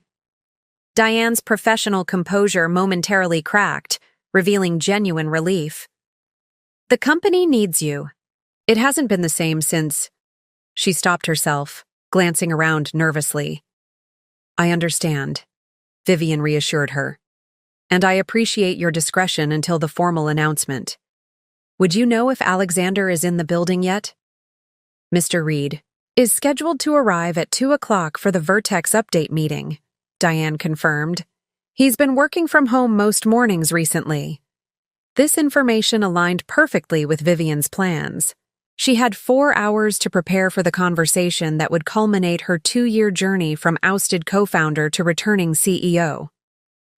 "I'll need temporary access to the system and a meeting room for the afternoon," Vivian said. "And please clear my old office. I'll be using it immediately following the board's announcement tomorrow." "Your old office?" Diane's eyebrows rose slightly. "That's Mr. Reed's office now." "I'm aware," Vivian replied simply. "Please make the necessary arrangements." As Diane hurried off to implement these requests, James Patterson approached from the boardroom. "The legal team is preparing the final documents. They'll be ready for signatures by this afternoon." He hesitated before adding, "Are you certain? You want to handle the conversation with Alexander personally? It could be volatile." "I'm certain," Vivian confirmed. "Some conversations need to happen face-to-face." The hours before Alexander's arrival passed in a whirlwind of activity. Vivian met with the financial team to get real-time data on Meridian's position. She reviewed the employee roster, noting who remained from her era and who had been brought in by Alexander. She studied the most recent product development plans, quickly identifying strengths to maintain and weaknesses to address. Throughout these meetings, Vivian maintained absolute professionalism, betraying no hint of personal satisfaction at her imminent return to power. But beneath this composed exterior, she was acutely aware of the approaching moment when she would face Alexander directly, not as his discarded wife and partner, but as the person who now held his professional fate in her hands. At precisely 1:55 p.m., Vivian positioned herself in Conference Room A, adjacent to the main boardroom where Alexander was scheduled to meet with Patricia and several other board members at 2 down. Through the glass walls, she could observe without being immediately visible, giving the board time to deliver the initial news before she joined the conversation. Alexander arrived at 2:10, his characteristic 10 minutes late, a power move he had always employed to remind others of his perceived importance. From her vantage point, Vivian could see him clearly. The same confident stride, the same perfectly tailored suit, the same practiced smile as he greeted the board members. He seemed entirely unaware of the professional execution he was walking into. Even from a distance, Vivian could pinpoint the exact moment when Alexander realized something was wrong. His posture stiffened, the smile froze, and then disappeared. His hand that had been gesturing emphatically dropped to his side. Patricia was speaking, her expression grave, the other board members watching Alexander's reaction with careful neutrality. Alexander suddenly stood, his movement so abrupt that his chair rolled backward and hit the wall behind him. He was speaking rapidly, his gestures becoming more animated as Patricia continued to deliver what was clearly unwelcome news. Though Vivian couldn't hear the words, the body language told the story clearly. Denial, anger, attempted negotiation, all cycling through in quick succession. Patricia glanced toward Conference Room A, the prearranged signal that indicated it was time for Vivian to join them. With a deep breath, she gathered her materials and walked the short distance to the boardroom, her heels clicking rhythmically on the polished floor in a steady cadence that matched her heartbeat. When she pushed open the boardroom door, Alexander's back was to her. He was still arguing with Patricia, his voice raised enough that Vivian caught the end of his statement. Completely unacceptable. The board can't possibly think that bringing in outside investors without my approval is anything but a direct violation of— The board's decision is unanimous, Alexander, Patricia interrupted firmly. And the investor isn't an outsider. Not to Meridian. At that moment, Alexander sensed the presence behind him and turned. The sequence of emotions that crossed his face in the next 3 seconds was something Vivian would remember for the rest of her life. Confusion, recognition, disbelief, and finally, a dawning horror as understanding settled in. "Hello, Alexander," Vivian said calmly, moving to the table and placing her portfolio on its polished surface. "It's been a while." Alexander stared at her as if she were an apparition. "What is this?" he demanded, looking from Vivian to Patricia and back again. "What is she doing here?" "Ms. Chen is the CEO of Horizon Capital Partners," Patricia explained with professional detachment. "As I was explaining, the board has accepted Horizon's investment proposal, which includes a leadership change effective immediately." The color drained from Alexander's face as the full implications registered. "This is a joke," he said, though his expression suggested he already knew it wasn't. "Vivian doesn't have the resources or experience to— Horizon Capital Partners has secured $175 million in committed capital," Vivian interrupted, her voice steady. "Our due diligence on Meridian has been thorough, including comprehensive analysis of the failed Vertex merger that has placed the company in its current precarious position." A muscle twitched in Alexander's jaw, a tell Vivian recognized from their marriage, a sign of fury barely contained. "You've been planning this," he said, the accusation barely above a whisper. "All this time, you've been waiting for an opportunity to save the company we built from your mismanagement?" "Yes." Vivian maintained her professional tone despite the personal satisfaction coursing through her. "The non-compete agreement you insisted upon expired yesterday. Horizon's offer was presented to the board this morning. The timing is fortuitous." Alexander turned to Patricia, attempting one last appeal. "This is personal vendetta, not business strategy. Surely the board can see that." "What the board sees," Patricia cut in firmly, "is a company on the verge of financial crisis due to your acquisition strategy and a concrete rescue plan presented by someone with intimate knowledge of Meridian's operations. Ms. Chen's history with the company is an asset in this situation, not a liability." Alexander's gaze swept the room, searching for allies and finding none. The board members who had supported his leadership for years now sat in uncomfortable silence, their loyalties shifted to the company's survival rather than its current CEO. "The terms of your separation are outlined here," Vivian said, sliding a document across the table toward him.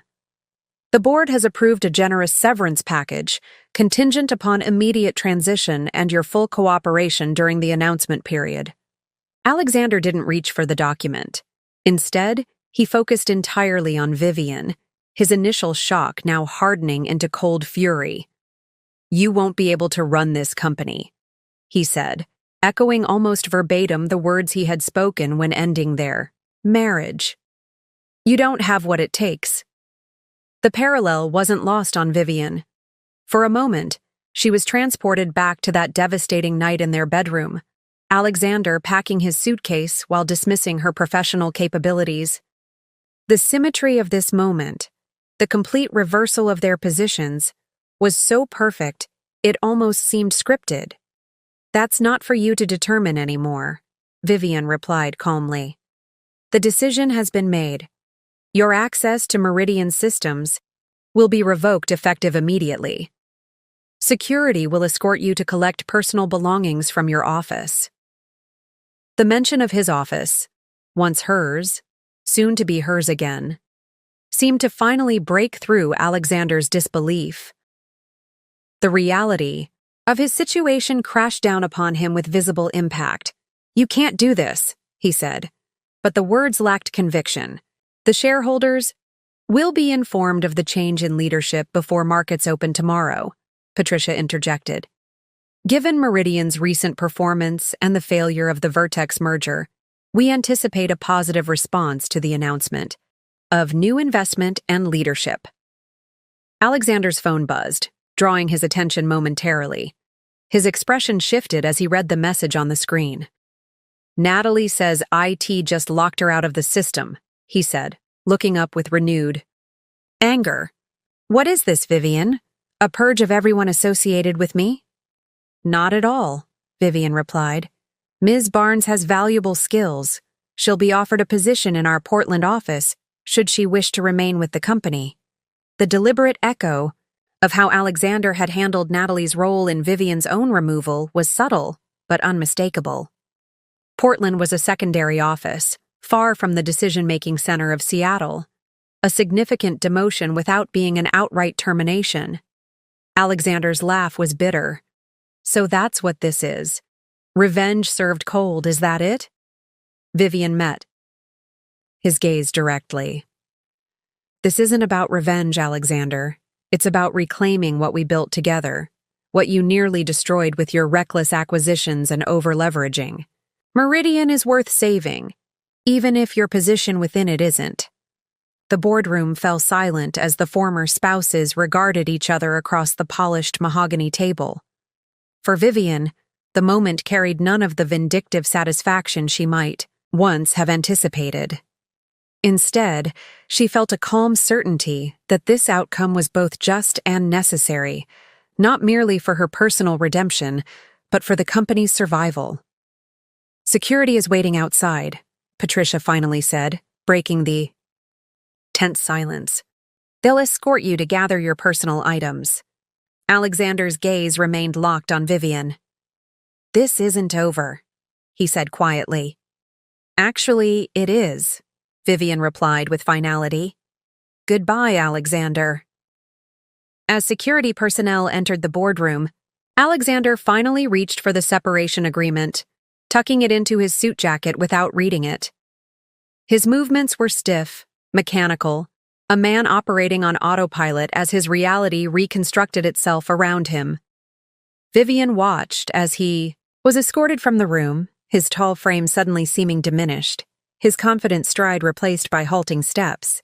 The parallels to her own departure 2 years earlier were striking. The box of personal items, the revoked access, the watching eyes of colleagues as a once powerful executive was reduced to a departing employee. When Alexander had disappeared from view, Patricia turned to Vivian. That was intense, she observed, but handled well. Thank you, Vivian replied, already refocusing on the tasks ahead. We should meet with the executive team immediately. They'll need reassurance and clear direction before tomorrow's announcement. As they prepared to address Meridian's leadership team, Vivian's phone buzzed with a message from Eleanor Blackwell. Contract signed. Funding secured. Congratulations. CEO Chen. The simple text marked the official completion of Vivian's transformation from discarded co-founder to returning savior. In just 2 years, she had rebuilt herself professionally, created a successful investment firm, and positioned herself perfectly to reclaim what had been taken from her. As word of the leadership change spread through Meridian's headquarters, Vivian could feel the atmosphere shifting. Tension gave way to cautious optimism. Uncertainty transformed into possibilities. Employees who had witnessed her departure now watched her return with expressions ranging from shock to relief to undisguised hope. Alexander didn't reach for the document.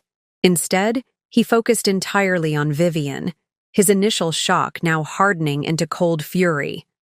You won't be able to run this company, he said, echoing almost verbatim the words he had spoken when ending their marriage. You don't have what it takes. The parallel wasn't lost on Vivian.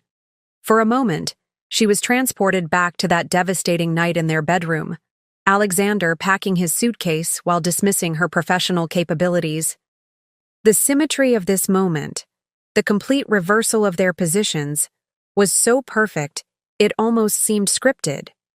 That's not for you to determine anymore, Vivian replied calmly. The decision has been made. Your access to Meridian systems will be revoked effective immediately. Security will escort you to collect personal belongings from your office. The mention of his office, once hers, soon to be hers again, seemed to finally break through Alexander's disbelief. The reality of his situation crashed down upon him with visible impact. You can't do this, he said. But the words lacked conviction. The shareholders will be informed of the change in leadership before markets open tomorrow, Patricia interjected. Given Meridian's recent performance and the failure of the Vertex merger, we anticipate a positive response to the announcement of new investment and leadership.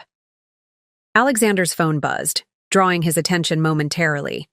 His expression shifted as he read the message on the screen. Natalie says IT just locked her out of the system, he said, looking up with renewed anger. What is this, Vivian? A purge of everyone associated with me? Not at all, Vivian replied. Ms. Barnes has valuable skills. She'll be offered a position in our Portland office should she wish to remain with the company. The deliberate echo of how Alexander had handled Natalie's role in Vivian's own removal was subtle but unmistakable. Portland was a secondary office, far from the decision-making center of Seattle, a significant demotion without being an outright termination. Alexander's laugh was bitter. So that's what this is. Revenge served cold, is that it? Vivian met his gaze directly. This isn't about revenge, Alexander. It's about reclaiming what we built together, what you nearly destroyed with your reckless acquisitions and over-leveraging. Meridian is worth saving, even if your position within it isn't. The boardroom fell silent as the former spouses regarded each other across the polished mahogany table. For Vivian, the moment carried none of the vindictive satisfaction she might once have anticipated. Instead, she felt a calm certainty that this outcome was both just and necessary, not merely for her personal redemption, but for the company's survival. Security is waiting outside, Patricia finally said, breaking the tense silence. They'll escort you to gather your personal items. Alexander's gaze remained locked on Vivian. This isn't over, he said quietly. Actually, it is, Vivian replied with finality. Goodbye, Alexander. As security personnel entered the boardroom, Alexander finally reached for the separation agreement, tucking it into his suit jacket without reading it. His movements were stiff, mechanical, a man operating on autopilot as his reality reconstructed itself around him. Vivian watched as he was escorted from the room, his tall frame suddenly seeming diminished, his confident stride replaced by halting steps. The parallels to her own departure 2 years earlier were striking. The box of personal items, the revoked access, the watching eyes of colleagues as a once powerful executive was reduced to a departing employee. When Alexander had disappeared from view, Patricia turned to Vivian. That was intense, she observed, but handled well. Thank you, Vivian replied, already refocusing on the tasks ahead. We should meet with the executive team immediately. They'll need reassurance and clear direction before tomorrow's announcement. As they prepared to address Meridian's leadership team, Vivian's phone buzzed with a message from Eleanor Blackwell. Contract signed. Funding secured. Congratulations. CEO Chen. The simple text marked the official completion of Vivian's transformation from discarded co-founder to returning savior. In just 2 years, she had rebuilt herself professionally, created a successful investment firm, and positioned herself perfectly to reclaim what had been taken from her. As word of the leadership change spread through Meridian's headquarters, Vivian could feel the atmosphere shifting. Tension gave way to cautious optimism. Uncertainty transformed into possibilities. Employees who had witnessed her departure now watched her return with expressions ranging from shock to relief to undisguised hope. Regardless of her choice, I expect all of you to maintain absolute professionalism during this transition. Meridian's culture will be defined by respect, accountability, and performance, starting now. The executives filed out with new assignments and a clear understanding of Meridian's direction under Vivian's leadership. Several lingered to speak with her privately, some expressing support, others asking pointed questions about their department's futures. Vivian addressed each conversation with the same focused attention and strategic clarity she had demonstrated throughout the meeting. By evening, Vivian had completed individual sessions with the finance team, the product development directors, and the sales leadership, all critical components of her stabilization strategy. In each meeting, she demonstrated not just executive authority but deep understanding of their specific challenges and clear vision for solutions. The market announcement is prepared for 7 a.m. tomorrow, James Patterson informed her as they reviewed final preparations. Financial analysts have been briefed confidentially, and early feedback suggests they view Horizon's investment as a positive development, especially given your history with the company. And our largest clients? Vivian asked, focusing on a critical vulnerability during any leadership transition. The account teams are making personal calls to the top 20 clients this evening, following the script you provided. So far, the responses have been cautiously positive. Several have actually expressed relief that the Vertex merger isn't proceeding. Vivian nodded, checking another item off her mental list. And the employee communication? Company-wide email goes out at 6 a.m., followed by department meetings at 9. The all-hands virtual meeting is scheduled for 11 as you requested. Every detail had been anticipated, every potential point of resistance identified and addressed. This wasn't improvisation. It was the execution of a strategy Vivian had been refining for months, built on her intimate knowledge of Meridian's operations and culture. At 8 p.m., as the Meridian offices gradually emptied, Vivian finally made her way to what had once been her office, then Alexander's, and was now hers again.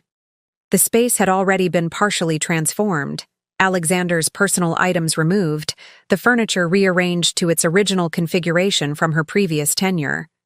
Diane had left a small bouquet of fresh flowers on the desk with a simple note. "Welcome back." The gesture, small but meaningful, was the first moment of the day that threatened Vivian's carefully maintained composure. She sat at the desk, running her hands along its familiar surface, allowing herself a brief moment to absorb the magnitude of what she had accomplished. 2 years ago, she had left this building carrying a box of personal belongings, her professional identity shattered by Alexander's betrayal.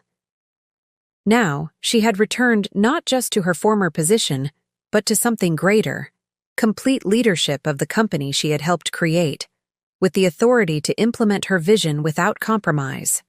The moment of reflection was interrupted by a soft knock at the door. Eleanor Blackwell entered, taking in the scene with a knowing smile. "Congratulations, CEO Chen," Eleanor said, settling into one of the visitor chairs. "You've executed flawlessly so far." "The real work is just beginning," Vivian replied, already refocusing on the challenges ahead. The market announcement tomorrow is critical, but it's the execution over the next quarter that will determine whether we successfully stabilize Meridian. Eleanor studied her with the shrewd assessment that had made her one of Seattle's most successful venture capitalists. "I've backed dozens of CEOs over the years, but I've rarely seen someone so thoroughly prepared for a leadership transition. You've anticipated every contingency, prepared for every reaction. I've had 2 years to plan," Vivian acknowledged, "and intimate knowledge of both the company and its former CEO. Speaking of whom," Eleanor ventured, "any word on Alexander's next moves?" "He's bound by the same non-compete restrictions he once imposed on me," Vivian replied. "Professionally, his options are limited in the immediate term. His reputation in the industry will suffer from Meridian's financial situation and the failed Vertex merger." The symmetry wasn't lost on either. Woman, Alexander now facing the same professional constraints he had once used to sideline Vivian. "And Natalie?" Eleanor asked. She's requested time to consider the Portland offer, Vivian said. I expect she'll decline, but the offer was made in good faith. Her skills are valuable, even if her judgment in personal relationships is questionable. Eleanor laughed, a rare break in her typically composed demeanor. You're handling this with remarkable grace. In your position, many would be tempted toward more direct retribution. Vivian's expression remained thoughtful. Revenge was never the objective. Reclaiming what was taken from me, yes. Proving Alexander wrong about my capabilities, certainly. But Meridian itself was always the ultimate goal, ensuring the company we built survives and thrives. Her phone buzzed with an incoming message, the final confirmation from the legal team that all documents were in order for tomorrow's announcement. Another item checked off her meticulously prepared list. I should go, Eleanor said, rising. You have a momentous day ahead. The investment committee is extremely pleased with how you've managed the transition thus far. Horizon Capital's reputation will be significantly enhanced by this deal, assuming the market responds as we anticipate. After Eleanor departed, Vivian continued working well into the night, reviewing client data, refining her presentation for the all-hands meeting, and preparing responses for the inevitable media inquiries that would follow tomorrow's announcement. Midnight, she finally allowed herself to leave the office, the building now quiet except for the security team. As she rode the elevator down to the lobby, Vivian reflected on the contrast with her last departure from this building 2 years ago. The difference between leaving in defeat and departing as the leader who would return tomorrow to chart a new course. Outside, Seattle's night sky was clear, the city lights reflecting off Puget Sound in the distance. Vivian paused on the sidewalk, looking up at Meridian's headquarters, the illuminated floors marking where teams were still working, the darkened windows of Alexander's now empty office. The personal satisfaction she felt was undeniable, but it was secondary to a deeper sense of professional vindication. The past 24 hours had demonstrated not just that Vivian could reclaim her position at Meridian, but that she was unquestionably the right person to lead the company through its current challenges. Her competence hadn't been just asserted. It had been proven through detailed financial analysis, strategic clarity, and operational precision. The executive team had seen it. The board had recognized it. Tomorrow, the market and Meridian's employees would witness it as well. As Vivian drove home, her mind was already mapping out the critical path for the weeks ahead. The immediate crisis had been addressed through Horizon's investment, but sustainable recovery would require fundamental changes to Meridian's operations, culture, and growth strategy. Changes that only someone with Vivian's unique perspective could implement effectively. In the quiet of her car, with Seattle's skyline fading in the rearview mirror, Vivian allowed herself a moment of reflection on the journey that had brought her to this point.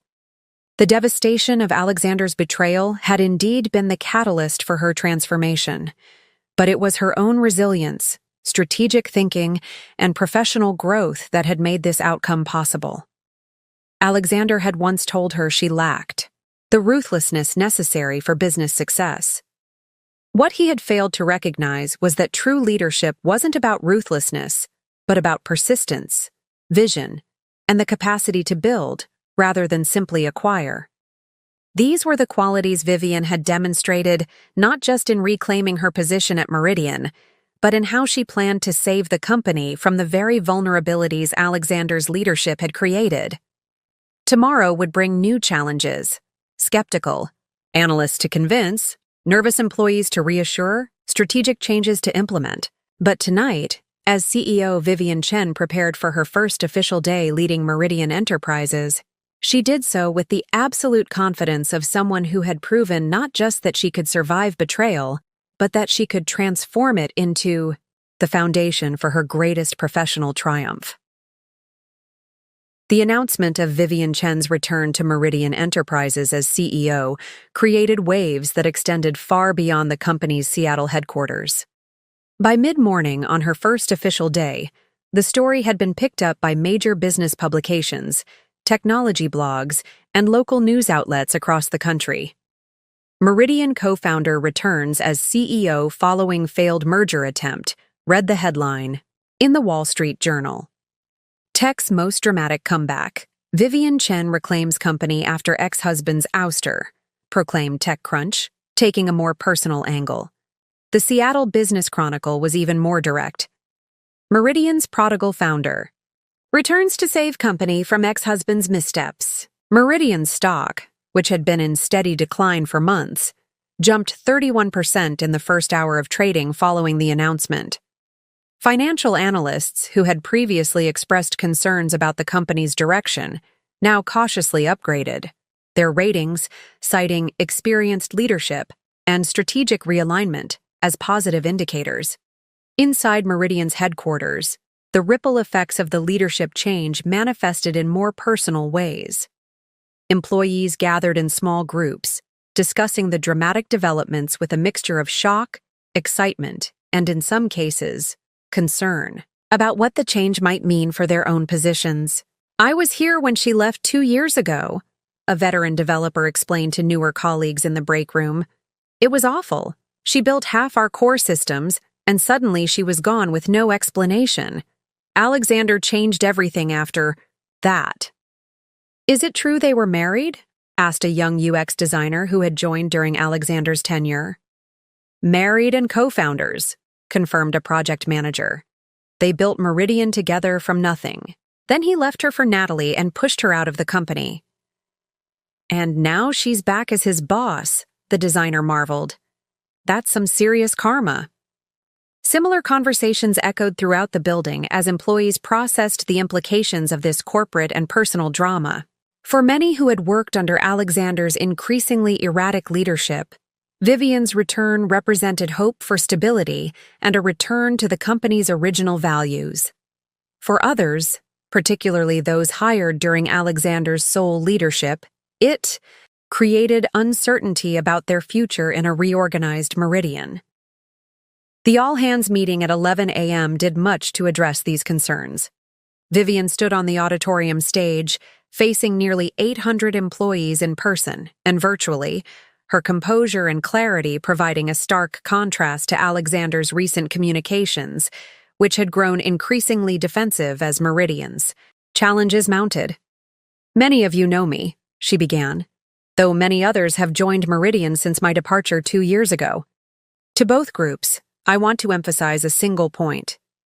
Today marks not just a change in leadership, but a recommitment to the foundational principles that made Meridian successful in the first place: technical excellence, financial sustainability, and a corporate culture that values both innovation and pragmatism." For the next 30 minutes, Vivian outlined her vision for Meridian's future, acknowledging the company's current challenges while presenting a clear path forward. She was transparent about the necessary changes ahead, including the termination of the Vertex merger and a comprehensive review of recent acquisitions, while reassuring employees that these changes were aimed at strengthening Meridian, not dismantling it. "I've spent the past 2 years observing this industry from a different perspective," she explained. "That perspective, combined with my historical knowledge of Meridian's operations, gives me confidence that we can address our current challenges and emerge stronger for having faced them." The employee response was overwhelmingly positive, with spontaneous applause interrupting her several times. The chat function in the virtual broadcast scrolled with messages of support and questions about specific initiatives, many expressing relief at the change in direction. By afternoon, the ripple effects had extended to Meridian's client base. Account managers reported enthusiastic responses from customers who had grown concerned about service quality and product development under Alexander's leadership.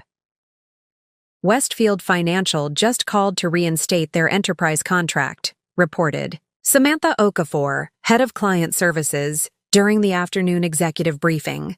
They specifically cited the leadership change as the deciding factor. 3 other major accounts that were on the fence have requested meetings with Vivian directly. The positive momentum continued throughout the day, but not all ripples were favorable. Shortly after markets closed, Vivian received word that Natalie Barnes had declined the Portland position and instead accepted a role at Vertex Solutions, the very company whose merger with Meridian had recently failed. "That's concerning," James Patterson observed when Vivian shared this development during their end-of-day meeting. "She knows a lot about our internal operations, client relationships, and strategic plans." "She does," Vivian agreed. "But most of her knowledge pertains to Alexander's strategy, which we're already moving away from. Still, legal should prepare for potential confidentiality concerns." More concerning was the news that arrived via Meridian's legal team late that evening. Alexander had retained Martin Coleman, a high-profile attorney known for aggressive wrongful termination lawsuits. The implied threat was clear. Alexander was not accepting his removal gracefully. "Let him try," Vivian said when informed of this development. "The board's decision is well documented and entirely justified given Meridian's performance under his leadership. His own financial disclosures to the board will be his undoing if he pursues this." The external ripples continued to spread throughout the week following Vivian's return. Industry blogs speculated about the personal drama behind the corporate shakeup. Financial analysts published detailed assessments of Meridian's prospects under new leadership. Competitors reached out to key Meridian clients, hoping to capitalize on the transition period. More unexpected were the ripples within Seattle's tech community, particularly among women in leadership positions. 3 days after the announcement, Vivian received an invitation to speak at an upcoming Women in Tech conference, the note including a personal message from the organizer. "Your return to Meridian sends a powerful message about resilience and second acts in this industry. We'd be honored to have you share your journey." Similar invitations followed: podcast interviews, panel discussions, keynote opportunities, all focused on Vivian's remarkable professional resurrection. While flattered by the attention, she declined most requests, focusing instead on Meridian's immediate needs. "I'll have time for speaking engagements after we've stabilized the company," she explained to Eleanor during their weekly check-in. "Right now, my priority is ensuring that Meridian's recovery is as dramatic as its recent troubles." 1 week into Vivian's tenure as CEO, the most significant ripple effect became apparent in Meridian's internal operations. The atmosphere throughout the company had transformed, tension replaced by tentative optimism, departmental silos giving way to collaborative problem-solving, defensive posturing yielding to transparent assessment of challenges. "It's like someone opened all the windows in a stuffy room," observed David Chen, a product director who had worked at Meridian since its early days. "People are talking to each other again, sharing ideas instead of hoarding information for political advantage. It's how things used to be before." He trailed off, but Vivian understood the unspoken reference to Alexander's leadership style, which had increasingly fostered competition rather than collaboration among teams. The ripple effects extended beyond Meridian to Vivian's personal life as well. Friends who had supported her through the devastating period following Alexander's betrayal now celebrated her triumphant return.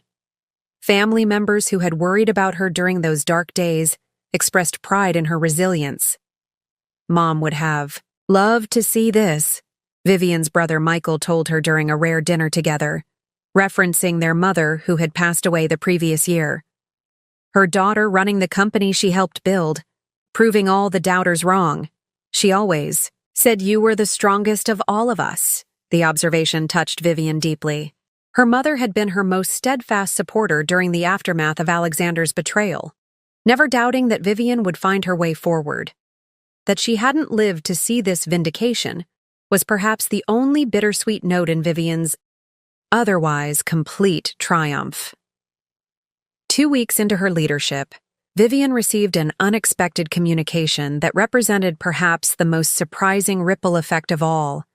An email from Brandon Torres, CEO of Vertex Solutions, the company whose merger with Meridian had collapsed, catalyzing the chain of events that led to Alexander's removal. "I understand Natalie Barnes has joined your team. Vivian noted during the video call that followed Torres's email.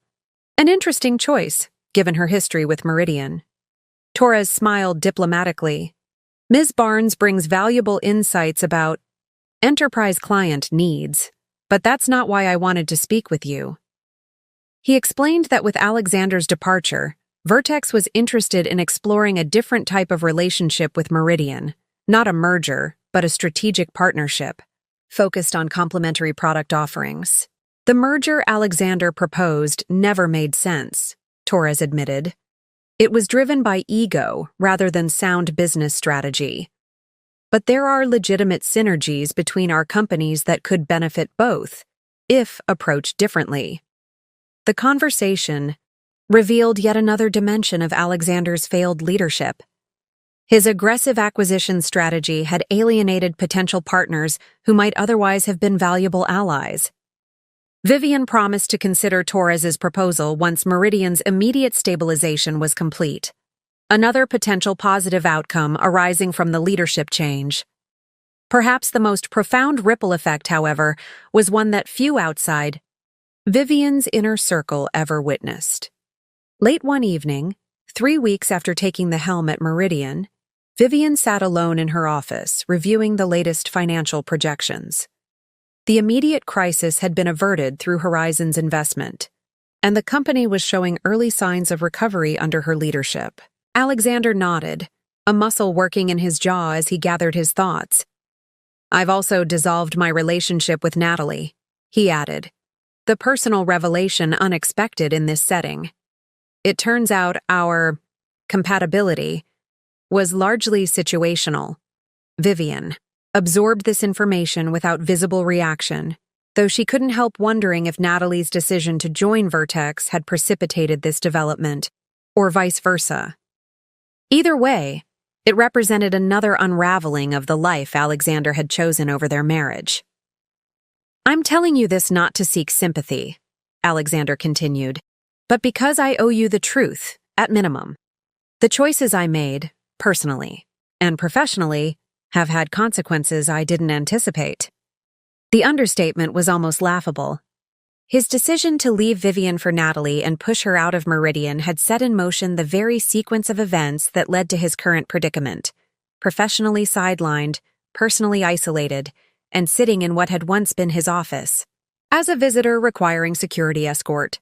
What is it you want, Alexander? Vivian asked, cutting through the carefully constructed preamble to the heart of the matter. He met her gaze directly for the first time since entering the office. I want to understand how you did it, he said, a hint of his former intensity, breaking through. How you went from, he gestured vaguely, where you were 2 years ago to this, to taking back Meridian from under me, to becoming CEO of a successful investment firm, to completely reinventing yourself professionally while I was still dismissing you as a non-factor. The question was remarkable in its honesty.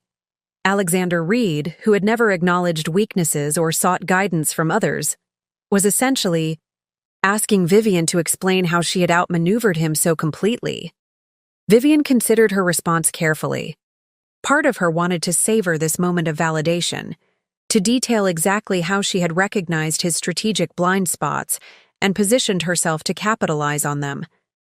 But something in his expression, a genuine bewilderment that bordered on vulnerability, made her choose a different approach. I had no choice but to reinvent myself, she said finally. You took everything that defined me professionally, my role at Meridian, my connection to the company we built together, my identity in the industry. What remained was just me, my skills, my knowledge, my capacity to begin again. She stood, moving to the window that overlooked the Seattle skyline before continuing. When you have nothing left to lose, you gain a certain clarity. Every decision I made after leaving Meridian was focused on creating something new rather than reclaiming something lost. Horizon Capital wasn't built as a vehicle for revenge. It was built because I recognized an opportunity in the market for the specific expertise I could provide.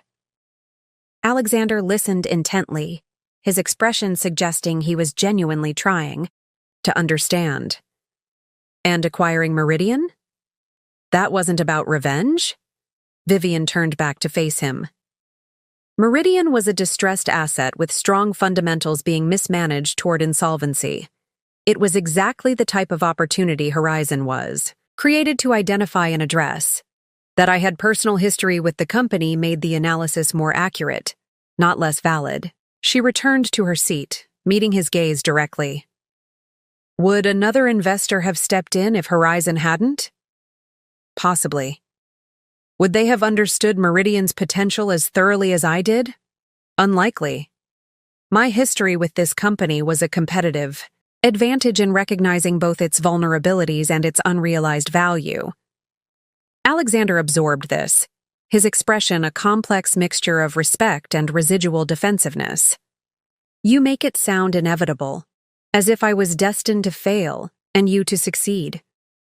Not destined, Vivian corrected, but predictable, given our respective approaches.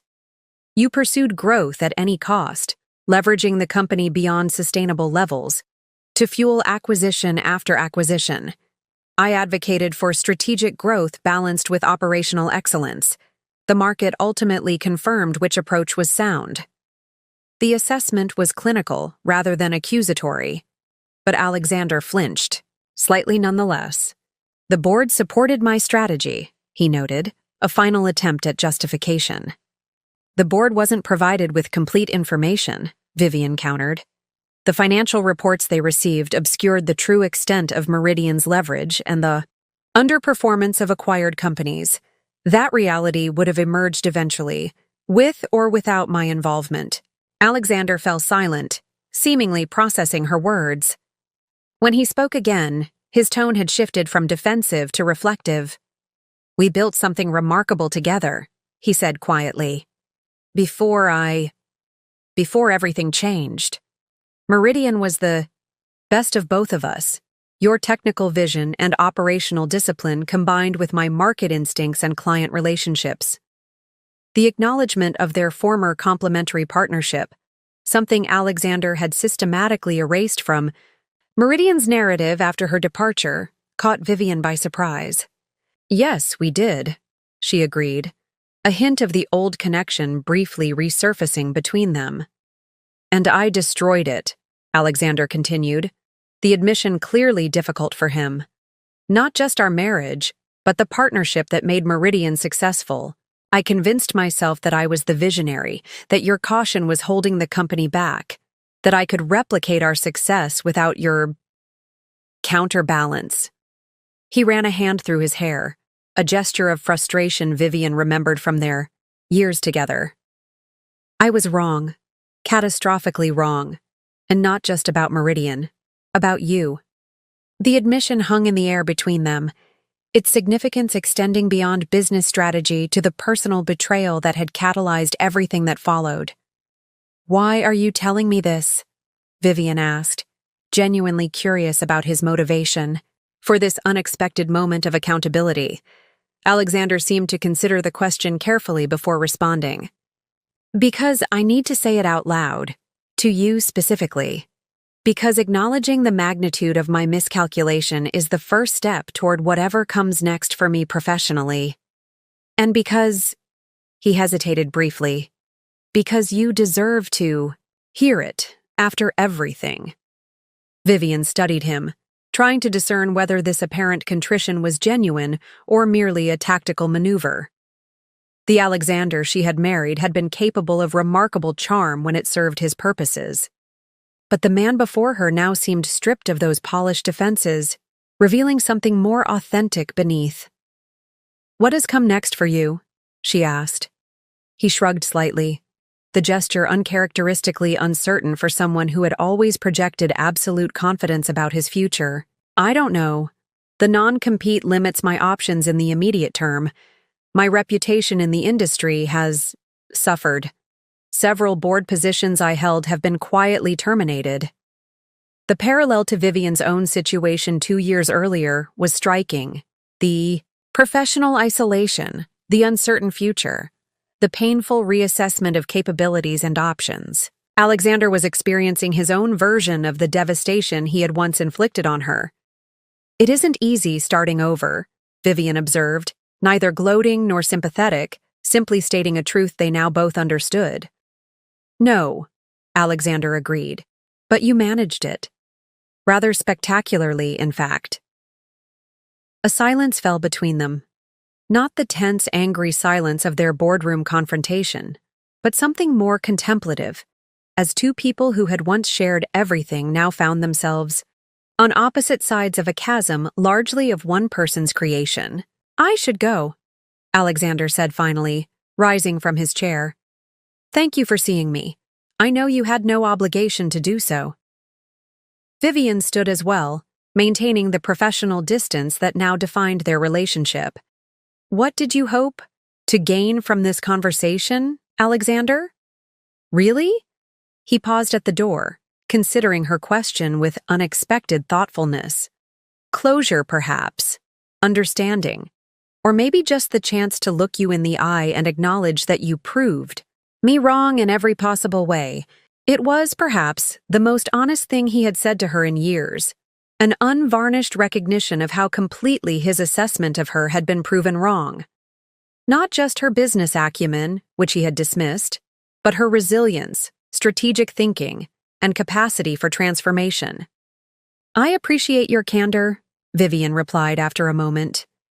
"It's something that was often missing in our later years together." Alexander nodded, accepting the gentle rebuke. "For what it's worth, I'm not contesting the divorce settlement either. My attorney advised fighting for a larger share given Meridian's increased valuation under your leadership, but that seemed—" He searched for the right word. "Inappropriate, given the circumstances." "Thank you for that," Vivian said, genuine appreciation in her voice for this unexpected reasonableness. Alexander lingered at the threshold, seemingly reluctant to end the conversation despite having said what he came to say. "The industry gossip says you're implementing a complete restructuring of Meridian's acquisition strategy and reversing most of my major initiatives." "Not all," Vivian corrected. "But yes, we're pivoting toward sustainable growth rather than expansion at any cost. The market has responded favorably." "I've noticed," he said wryly. "My remaining Meridian shares are finally worth something again." The acknowledgement of her success in stabilizing the company he had nearly driven to failure was clearly difficult for him, but Vivian recognized the effort it represented, an admission that her approach had been right all along. "I should let you get back to your day," Alexander said, straightening his shoulders slightly, a gesture Vivian recognized as his attempt to reclaim some dignity. "Thank you again for seeing me." As he turned to leave, Vivian found herself calling after him. "Alexander," he paused, looking back with a question in his eyes. "The non-compete expires in 17 months, she said. You're still a capable executive despite recent missteps. There will be opportunities when that restriction lifts." The comment wasn't quite forgiveness, nor was it precisely kindness. It was professional acknowledgement from one business leader to another, recognition that careers in their industry were rarely defined by single failures, no matter how spectacular. Alexander seemed to understand the nature of this unexpected olive branch. "Perhaps," he said, "though I suspect I have some significant reassessment to do before then." "That," Vivian replied with the hint of a smile, "is something I understand completely." As Alexander was escorted from the executive floor by security, Vivian returned to her desk, the encounter having affected her more than she had anticipated. There was no satisfaction in seeing him diminished, no vindication in his acknowledgement of her superior judgment. What she felt instead was a complex mixture of closure and recognition.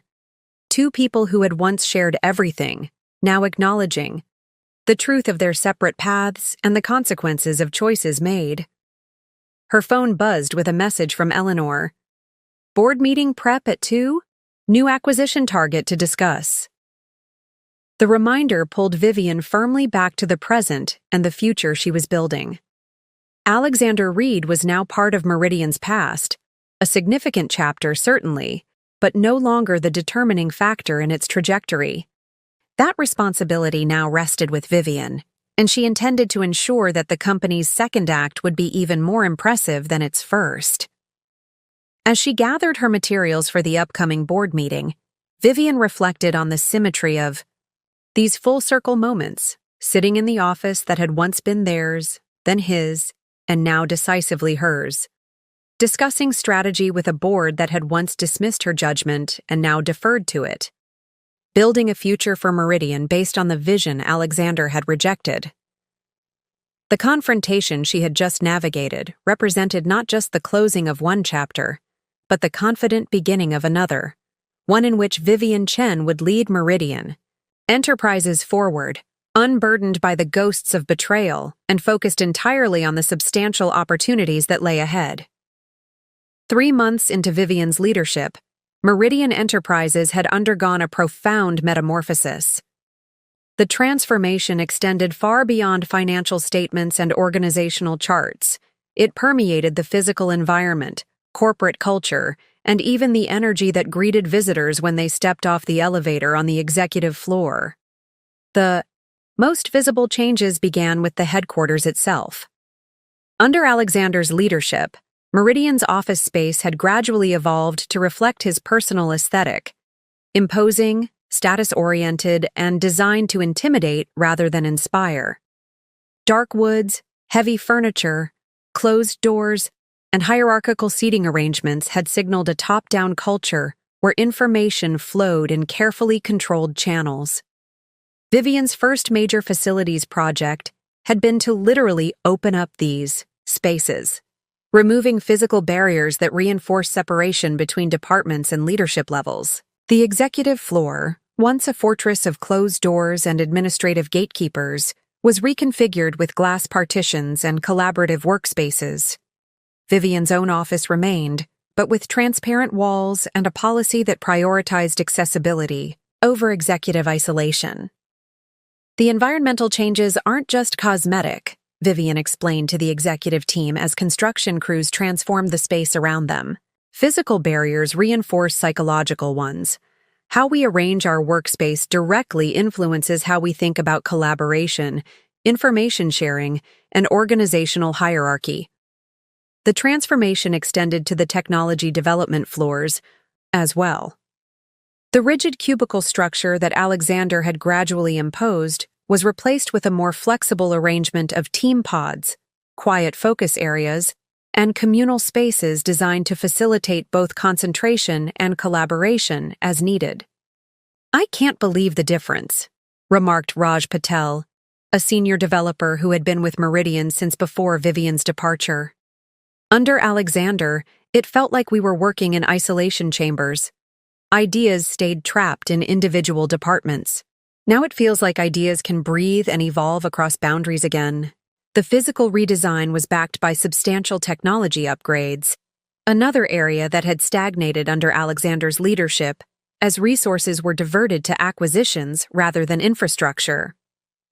Vivian authorized a comprehensive overhaul of Meridian's internal systems, prioritizing tools that facilitated collaboration, transparent project tracking, and cross-functional communication. But perhaps the most profound environmental transformation was in the intangible atmosphere that permeated Meridian's offices, the nervous tension that had characterized Alexander's final year, when employees carefully guarded information, avoided challenging leadership directives, and focused on political survival rather than innovation, had dissipated remarkably quickly. In its place emerged a renewed energy, a sense of possibility that longtime employees recognized from Meridian's early days when Vivian and Alexander had led as true partners. The difference was palpable to anyone who had experienced both eras. "It's like we can breathe again," observed Diane Matthews during a check-in with Vivian. "People are excited to come to work. They're volunteering ideas in meetings instead of waiting to be called on. They're collaborating across departments without being forced to." This cultural shift wasn't accidental. Vivian had deliberately modeled the behaviors she wanted to see throughout the organization. asking questions rather than issuing directives, acknowledging uncertainty where it existed rather than projecting false confidence, and explicitly valuing diverse perspectives in decision-making processes. The transformation extended to Meridian's meeting culture as well. The lengthy, presentation-heavy sessions that had become standard under Alexander's leadership were replaced by focused discussions with clear objectives and broad participation. Status meetings were conducted via collaborative documents rather than time-consuming in-person updates. And most significantly, dissenting opinions were not merely tolerated, but actively encouraged. "I need people who will tell me when I'm wrong," Vivian explained during an all-hands gathering 2 months into her tenure. The greatest risk to any organization is leadership that hears only what it wants to hear.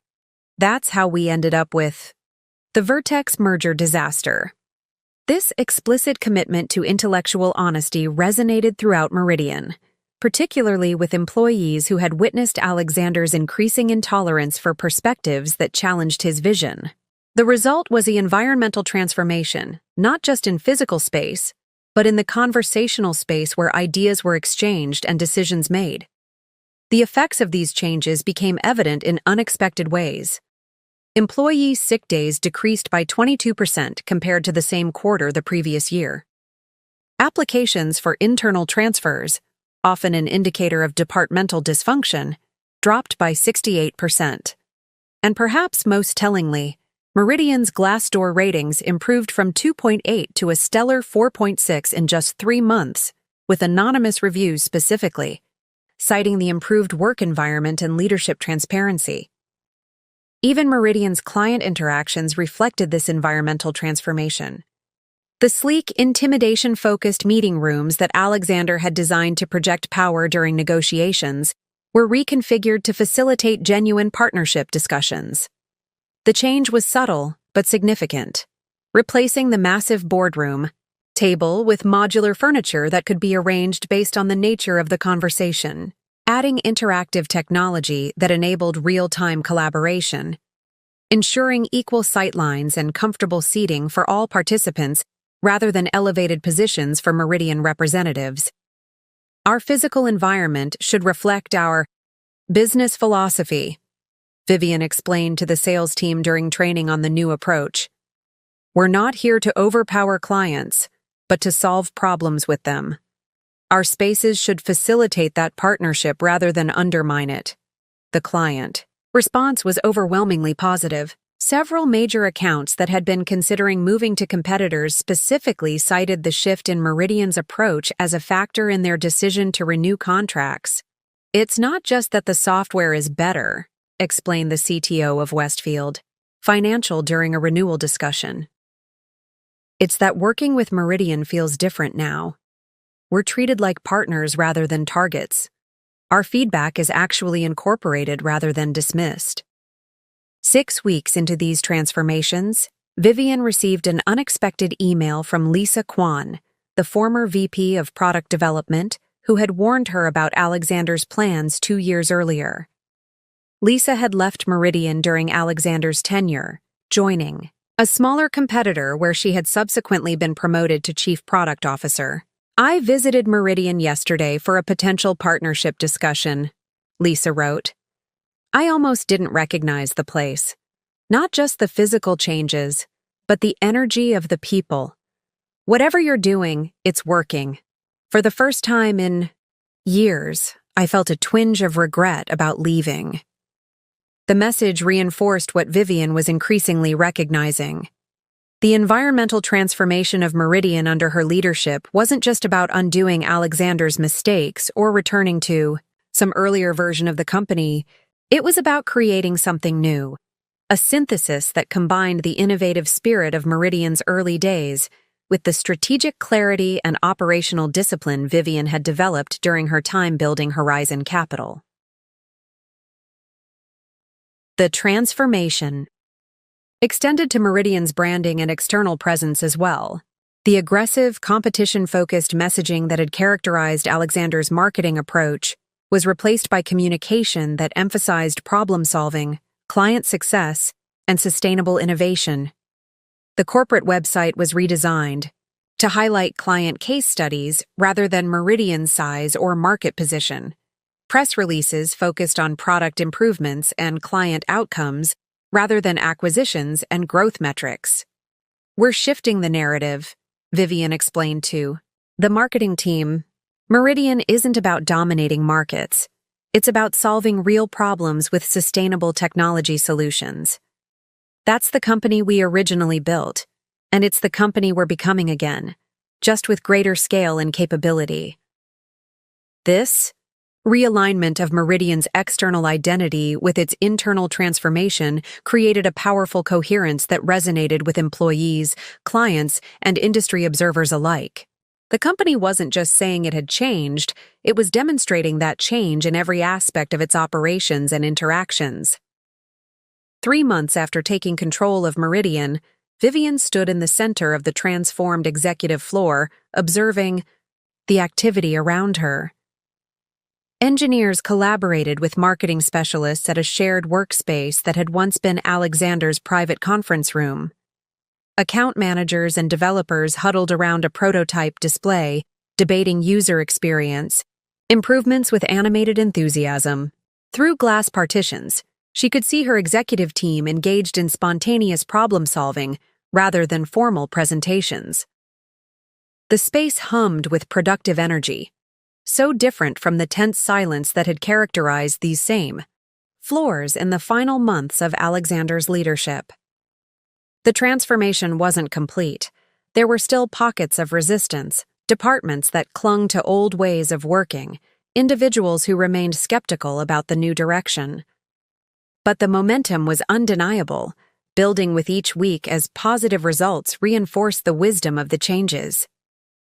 Eleanor Blackwell joined Vivian for their weekly walkthrough of the headquarters, her shrewd investor's eye taking in the transformed environment. "You've essentially rebuilt the company's DNA in a single quarter," she observed. "That's extraordinarily difficult to achieve, particularly in an organization of this size." "The foundations were always there," Vivian replied. "Meridian's original culture was collaborative and innovation-focused. I'm not creating something new so much as removing the barriers that prevented that culture from thriving." They paused at the windows overlooking Seattle, the same view that had once framed Alexander's power displays during client meetings, now serving as a shared space where employees gathered for informal discussions and creative thinking. Still, Eleanor persisted. "The speed of the transformation is remarkable. I've invested in dozens of turnaround situations, and they typically take much longer to show meaningful cultural change." Vivian considered this assessment, recognizing its accuracy. "I think it's because I'm not an outside CEO brought in to fix a troubled company. I'm a founder returning to the organization I helped create. There was a reservoir of institutional memory, people who remembered what Meridian was before Alexander's later approach took hold. They weren't resisting change so much as welcoming a return to core values they already shared." This insight captured the essence of Meridian's environmental transformation under Vivian's leadership. Not a revolution imposed from above, but a reconnection with founding principles that had been obscured but never fully erased during Alexander's tenure. The physical changes to workspace, the technological upgrades, the shifts in meeting culture and decision-making processes all were expressions of this fundamental realignment with Meridian's original DNA. As Vivian and Eleanor continued their tour of the transformed headquarters, they passed the office that had once been Alexander's domain, now a collaborative innovation lab where cross-functional teams tackled the company's most challenging problems. The symbolic significance wasn't lost on either woman. The space once reserved for individual power was now dedicated to collective intelligence. The environmental transformation of Meridian Enterprises under Vivian's leadership had indeed been remarkably swift and comprehensive. But its true significance lay not in the changed physical spaces or reorganized departments, but in how these environmental shifts enabled and reinforced a deeper transformation in how Meridian functioned, innovated, and engaged with both employees and clients. This was no mere cosmetic renovation. but a fundamental reimagining of what Meridian could be. A vision that Vivian had carried with her through the darkest days after Alexander's betrayal, and was now bringing to life with the full resources and authority of her position as CEO. 6 months after Vivian Chen assumed leadership of Meridian Enterprises, the quarterly earnings call provided undeniable evidence of the company's remarkable transformation. Financial analysts who had been skeptical about yet another leadership change now found themselves confronted with metrics that told a compelling story of recovery and renewed growth. Meridian has achieved what few companies manage following a near crisis, noted Sarah Mendelson, senior technology analyst at Goldman Sachs, in her post-earnings report. Not merely stabilization, but a complete strategic realignment that has positioned them for sustainable growth. CEO Vivian Chen has effectively salvaged a company that was rapidly approaching a liquidity crisis under previous leadership. The numbers validated this assessment. Revenue had stabilized and begun growing again, with a 12% increase quarter over quarter. Operating margins had improved from a concerning 8% to a healthy 22% through strategic cost management and operational efficiencies. Most impressively, client retention had rebounded from 74% to 91%, a dramatic reversal of the downward trend that had characterized Alexander's final year. Our focus has been on fundamentals, Vivian explained during the earnings call, her confidence evident as she walked analysts through the results. Rather than pursuing growth at any cost, we've prioritized client satisfaction, product excellence, and strategic partnership development. The financial results reflect the wisdom of this balanced approach. The market responded enthusiastically, with Meridian's stock climbing 17% in the day following the earnings announcement. Financial news channels that had previously run segments questioning Meridian's viability now featured analysts praising its dramatic turnaround. Chen has essentially executed a masterclass in corporate recovery, observed Michael Fierro on CNBC's Closing Bell. She inherited a company with dangerous leverage levels, declining client satisfaction, and a failed merger attempt. 6 months later, Meridian is once again being viewed as a potential industry leader rather than an acquisition target. This external validation was gratifying, but for Vivian, the most meaningful evidence of success came from within Meridian itself. Employee surveys revealed a transformation in morale and engagement that mirrored the financial improvements.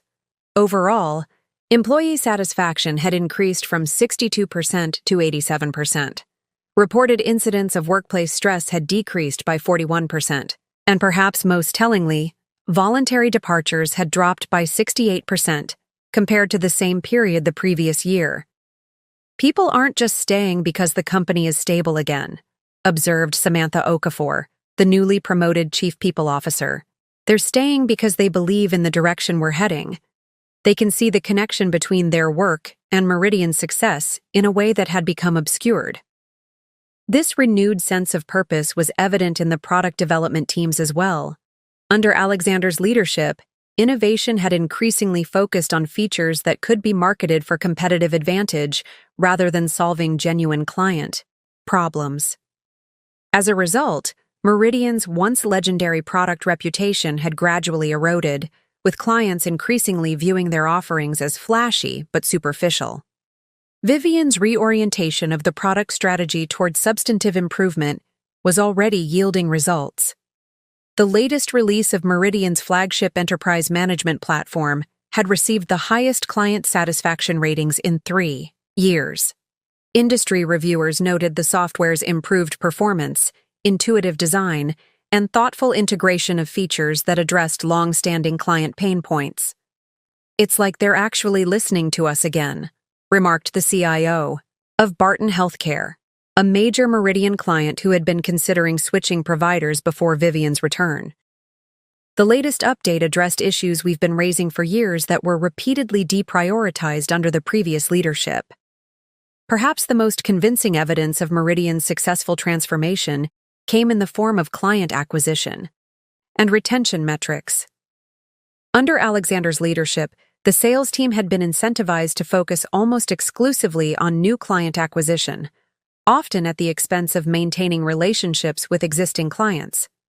The result had been an expensive churn cycle, with new clients being signed at premium rates, while established customers quietly departed. Vivian had restructured both the sales strategy and compensation model to prioritize long-term client partnerships over short-term acquisition metrics. The results were remarkable. Not only had client retention improved dramatically, but the cost of sales had decreased by 31% as more business came through referrals and expanded engagements with existing clients. We're no longer selling to clients. We're solving problems with them, explained Marcus Rodriguez, the newly appointed Chief Revenue Officer who had previously worked with Vivian during Meridian's early days. That fundamental shift in approach has transformed how our clients view their relationship with Meridian, from vendor to partner. This transformation was perhaps best illustrated by the case of Westfield Financial, which had reduced its Meridian contract by 60% during Alexander's final year and had been on the verge of complete departure. 6 months into Vivian's leadership, Westfield had not only restored its original contract value, but had expanded it by an additional 25%, specifically citing Meridian's renewed focus on client success as the determining factor. The Westfield recovery isn't just about revenue, Vivian noted during the executive team's monthly strategy session. It's validation of our entire approach. When we focus on creating genuine value for clients rather than extracting maximum revenue, we actually achieve better financial outcomes. The evidence of success extended to Meridian's competitive position as well. Under Alexander's leadership, the company had increasingly relied on aggressive pricing and marketing tactics to compete, often making promises that the product couldn't fully deliver. The resulting reputation damage had made it increasingly difficult to win deals against more focused competitors. Vivian's strategic reset had repositioned Meridian in the market, emphasizing areas where the company could genuinely claim competitive advantage while being transparent about limitations. This authentic approach, combined with the substantial product improvements, had resulted in a 23% increase in competitive win rate despite less aggressive pricing. We're winning deals we would have lost 6 months ago, observed Raj Patel during a product strategy meeting. And more importantly, we're winning them for the right reasons, because our solution actually addresses the client's needs better than alternatives, not because we discounted deeper or promised features we haven't built yet. The financial markets had taken notice of these substantive improvements. Meridian's credit rating, which had been downgraded to near-junk status during Alexander's acquisition spree, had been upgraded twice in the past quarter. This improvement in creditworthiness had allowed the company to refinance its remaining debt at significantly more favorable terms, creating additional financial flexibility for strategic investments. The credit rating agencies are recognizing what we've seen internally, noted James Patterson during a board update. Meridian isn't just temporarily patched, it's fundamentally stronger than it was before the crisis. That's reflected in our borrowing costs, our stock price, and our ability to attract strategic partners. Indeed, partnership opportunities that had evaporated during Alexander's tenure were now re-emerging, often initiated by the very companies that had previously distanced themselves from Meridian. 3 major technology providers had approached Vivian about integration initiatives, and 2 potential acquisition targets had indicated preference for Meridian over competing offers, specifically citing the company's leadership and cultural alignment. The industry has a long memory, Eleanor Blackwell observed during their weekly update. Companies remember both how Alexander conducted business and how Meridian operated when you were involved in leadership before. The contrast has created an opportunity to rebuild relationships that many thought were permanently damaged. For Vivian, perhaps the most meaningful evidence of success came during an all-hands meeting marking her 6-month anniversary as CEO. As she concluded her presentation on the company's progress and future direction, something unexpected happened. The assembled employees rose in spontaneous applause, their faces reflecting not just professional appreciation, but genuine emotional connection to the company's revival. Later, as she reviewed the anonymous feedback submitted following the meeting, one comment particularly stood out. 2 years ago, I was updating my resume and planning my exit. Today, I'm proud to tell people I work at Meridian again. Thank you for bringing back the company we believed in. This sentiment was echoed in dozens of similar comments, each reflecting a personal experience of Meridian's transformation under Vivian's leadership. The metrics and market validation were important, certainly, but these human testimonials represented perhaps the most compelling evidence of success: the restoration of pride and purpose within an organization that had lost its way. As Vivian prepared for the upcoming board meeting, she compiled the comprehensive evidence of Meridian's successful transformation: financial metrics showing sustained improvement, client satisfaction scores reaching record levels, employee engagement metrics reflecting renewed purpose and commitment, product reviews highlighting substantive improvements rather than marketing gloss, partnerships and opportunities that had seemed impossible 6 months earlier. The narrative they collectively told was clear and compelling. Meridian Enterprises wasn't merely recovering from near disaster. It was emerging stronger, more focused, and better positioned than it had been. Even before Alexander's missteps, the transformation wasn't just a return to stability, but an evolution towards something more sustainable and valuable than what had existed before. For Vivian personally, this evidence of success carried profound meaning beyond professional validation. Each improved metric, each positive client interaction, each engaged employee represented the vindication of her vision for what Meridian could be, the vision Alexander had dismissed as overly cautious and insufficient for market leadership as ROI. She reviewed the final slides for her board presentation. Vivian reflected on the journey that had brought her to this moment. The devastation of Alexander's betrayal, both personal and professional, had forced her to rebuild herself from the ground up. That painful process had ultimately equipped her with exactly the skills, perspective, and resilience needed to rescue and transform the company they had once built together. The evidence of success surrounding her wasn't just proof that she had been right and Alexander wrong, though that validation was certainly present. More importantly, it was confirmation that the values she had always advocated, sustainable growth, authentic client relationships, collaborative innovation, financial discipline, were indeed the foundation for genuine business success. The quarterly numbers told a story of remarkable corporate recovery, but for Vivian Chen, they represented something even more significant: the culmination of a personal and professional journey from betrayed co-founder to triumphant CEO, from discarded partner to visionary leader, whose approach had been unequivocally validated by the very market Alexander had claimed she didn't understand. This, perhaps, was the most meaningful evidence of success. Not that she had proven Alexander wrong, but that she had proven herself right, creating in the process a stronger, more vibrant Meridian than had ever existed before. 1 year to the day, after Vivian Chen assumed leadership of Meridian Enterprises, she stood at the floor-to-ceiling windows of her office, watching the Seattle sunset paint the skyline in hues of gold and amber. The symbolism of the anniversary wasn't lost on her. One complete cycle from crisis to recovery, from uncertainty to validated success, from professional devastation to triumphant return. The past 12 months had transformed not just Meridian, but Vivian herself. The woman who had entered this building as the new CEO, determined, strategic, and focused on reclaiming what had been taken from her, had evolved into something more complex and perhaps more powerful. The journey had changed, her in ways she was only now beginning to fully understand. A gentle knock at the door interrupted her reflection. Eleanor Blackwell entered, carrying a small gift bag and wearing an unusually warm smile. "I thought the occasion deserved acknowledgement," Eleanor said, placing the bag on Vivian's desk. 1 year of the most remarkable corporate turnaround I've witnessed in 3 decades of investing.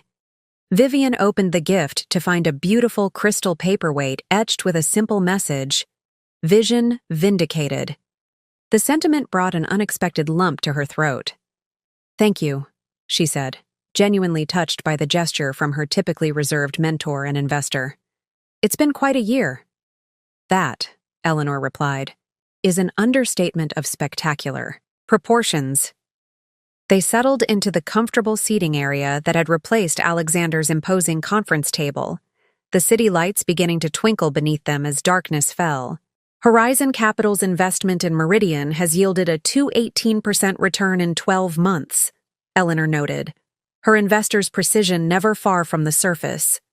"From a purely financial perspective, it's been an unqualified success. But I suspect the metrics that matter most to you are different." Vivian nodded, considering the question. "The financial recovery was necessary, of course. But you're right. That's not how I measure success, at least not primarily." She gestured toward the open office space beyond her glass walls, where even, at this evening hour, teams were engaged in animated collaboration. "I measure it in the restoration of Meridian's culture, in products that genuinely solve client problems, in an organization that functions from authentic values rather than ego or acquisition metrics. And on a personal level?" Eleanor asked, her gaze shrewd but compassionate. "How do you measure the success of your own journey through all this?" The question struck at something Vivian had been contemplating as the anniversary approached: how to integrate the personal and professional dimensions of her remarkable year. "When Alexander left," she began carefully, "he took everything I thought defined me: my marriage, my role at Meridian, my professional identity. I measured my initial success by what I reclaimed. But somewhere along the way, that changed." Eleanor listened attentively as Vivian continued. "I realized I wasn't actually reclaiming anything. I was creating something new, a different version of Meridian, a different version of myself. Not a restoration, but a reinvention." This insight had been gradually forming throughout the year, crystallizing as Vivian recognized that her leadership of Meridian wasn't simply undoing Alexander's mistakes or returning to some earlier version of the company. It was synthesizing her original vision with everything she'd learned during her time building Horizon Capital, creating something stronger and more sustainable than what had existed before. "The personal vindication of proving Alexander wrong about my capabilities was satisfying," Vivian acknowledged with a smile. "I won't pretend it wasn't, but it was also surprisingly fleeting. What has proven more lasting is the discovery that his betrayal inadvertently led me to capacities and strengths I might never have developed otherwise." Eleanor nodded, understanding evident in her expression.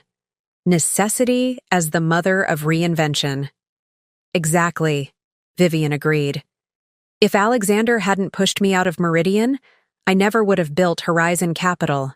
I never would have developed the investment expertise that eventually allowed me to recognize Meridian's vulnerability and position myself to step in. The very skills needed to save Meridian were ones I acquired only because I was forced to start over." The irony wasn't lost on either woman. Alexander's attempt to eliminate Vivian professionally had instead catalyzed her evolution into precisely the leader capable of rescuing Meridian from his mismanagement. "There's a certain poetic justice in that," Eleanor observed. "There is," Vivian agreed. "But what I find more meaningful is the integration of those experiences into something constructive. The pain of betrayal transformed into capacity for leadership, the professional setback converted into strategic advantage, the personal loss evolving into independence I might never have claimed otherwise." As they spoke, Vivian's assistant appeared, at the door with a subtle gesture indicating an important call.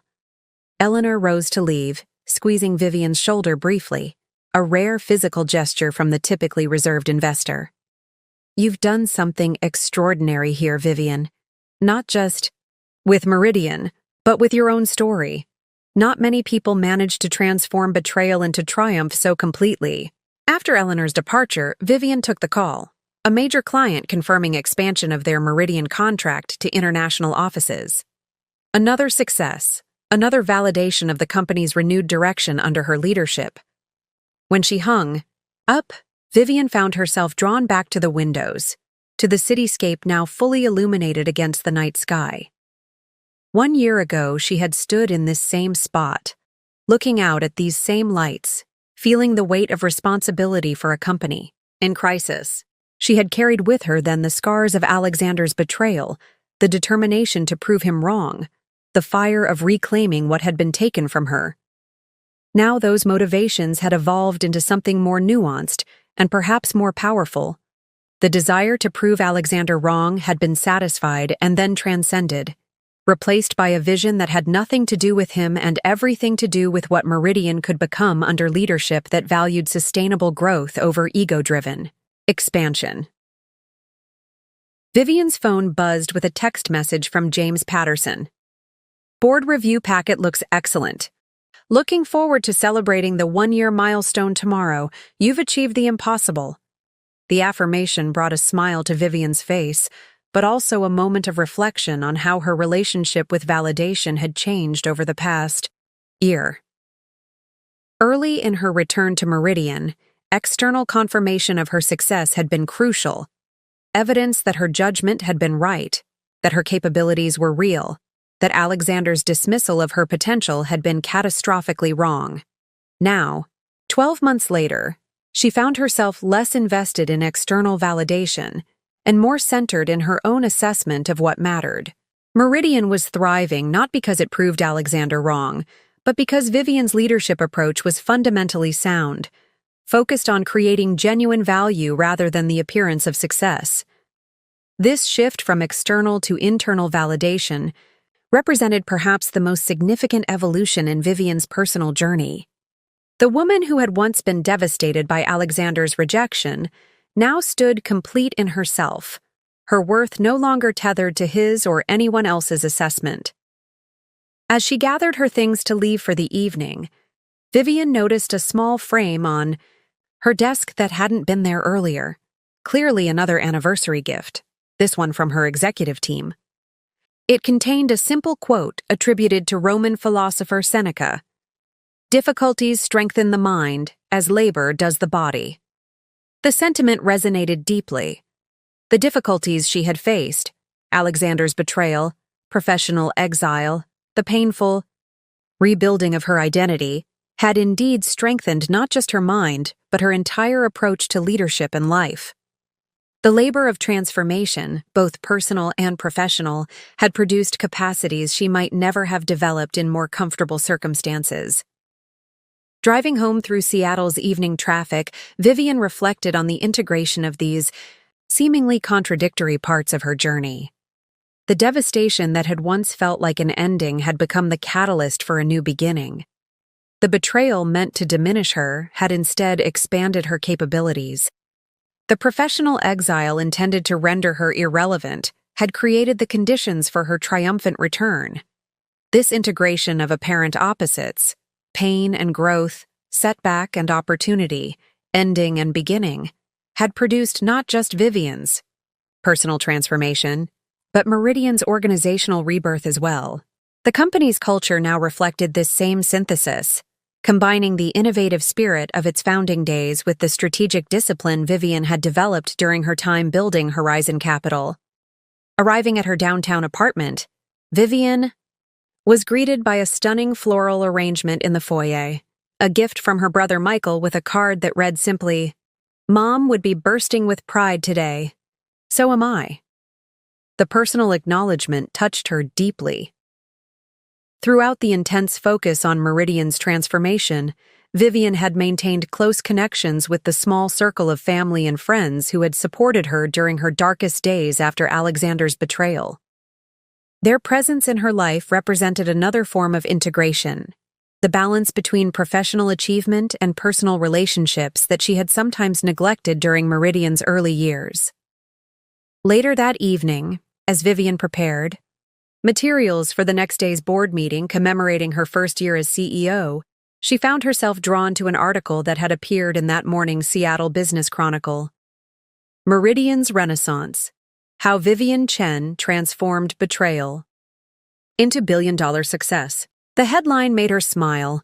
Journalists did love their dramatic narratives. But as she skimmed the article, she found it captured something essential about her journey. The writer had interviewed several Meridian employees, clients, and industry analysts, weaving together a narrative that extended beyond business metrics to the human dimension of the company's transformation. Chen's leadership represents a new model of corporate resilience, the article concluded. Not the ego-driven, acquisition-obsessed approach that nearly destroyed Meridian, but a balanced vision that values sustainable growth, authentic client relationships, and organizational health. In proving her ex-husband catastrophically wrong about her capabilities, Chen has simultaneously validated a leadership approach that the technology industry desperately needs. The assessment was gratifying, particularly the recognition that what had occurred at Meridian wasn't just a personal vindication, but a validation of an entire leadership philosophy, one that prioritized genuine value creation over the appearance of success, sustainable growth over reactive expansion, and collaborative innovation over top-down control. As midnight approached on this significant anniversary, Vivian allowed herself a final moment of reflection. The journey from devastated ex-wife to triumphant CEO had not been what she would have chosen. The pain of betrayal too acute, the professional setback too severe, the personal loss too profound. Yet standing on the other side of that transformation, she could acknowledge that these very difficulties had forged something extraordinary, both in herself and in the company she now led.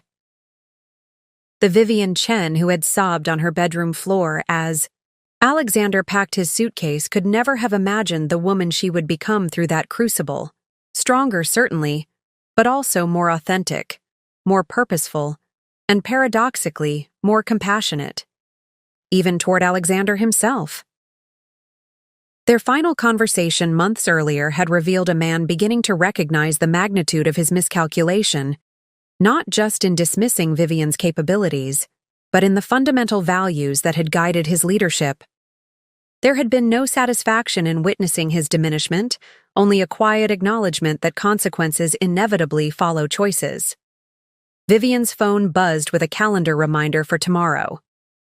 1-year anniversary board presentation, 9 a.m. The agenda included her vision for Meridian's next stage of growth, building on the successful foundation established during this transformative year. That future-focused orientation captured perhaps the most significant aspect of Vivian's personal and professional integration. She was no longer defined by her past with Alexander, or even by her triumphant return to Meridian. She had moved beyond reaction to creation, beyond reclamation to innovation, beyond proving Alexander wrong to proving herself right in ways that transcended their shared history.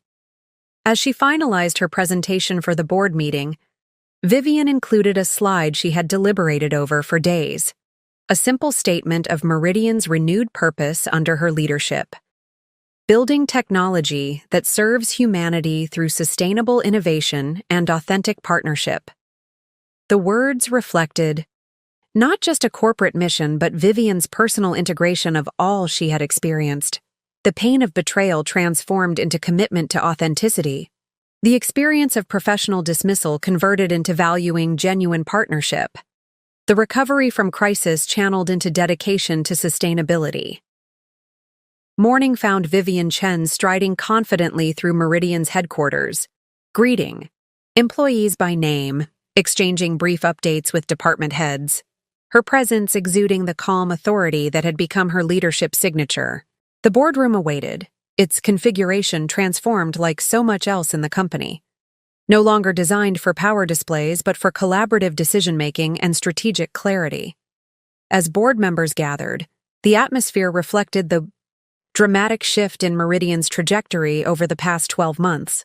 From crisis to stability, from vulnerability to strength, from uncertainty to validated success.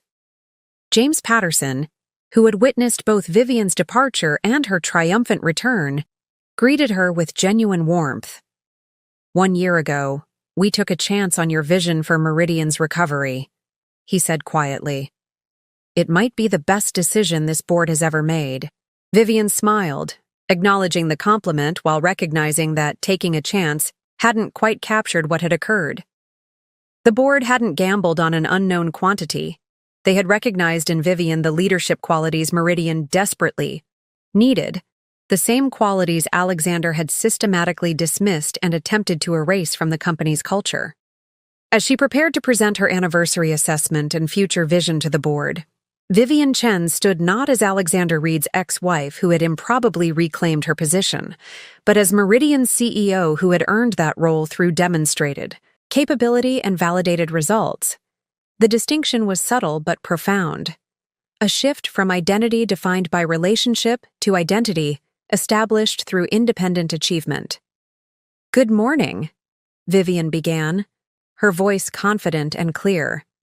1 year ago, Meridian Enterprises stood at a critical inflection point, facing challenges that threatened its very existence. Today, we gather to celebrate not just recovery, but renaissance, a fundamental reimagining of what this company can be and the value it can create in the world. As she guided the board through Meridian's remarkable transformation, financial, metrics, client success stories, product innovations, cultural evolution, Vivian recognized that she was simultaneously presenting the narrative of her own journey. The company's integration of apparent opposites, innovative spirit with financial discipline, technical excellence with human-centered design, ambitious vision with sustainable execution, mirrored her personal integration of seemingly contradictory experiences. The betrayal that had once threatened to destroy her had become the catalyst for her greatest achievements. The professional dismissal meant to render her irrelevant had created the conditions for her most significant contributions. The personal loss that had seemed devastating had ultimately led to a more authentic and powerful sense of self. This integration of past and present, pain and purpose, ending and beginning, represented the true culmination of Vivian Chen's extraordinary journey. Not merely surviving betrayal, but transforming it into the foundation for unprecedented success. Not simply reclaiming what had been taken, but creating something far more valuable in its place. Not just proving Alexander wrong, but validating a vision that transcended their shared history and pointed toward a future limited only by imagination and the courage to pursue it.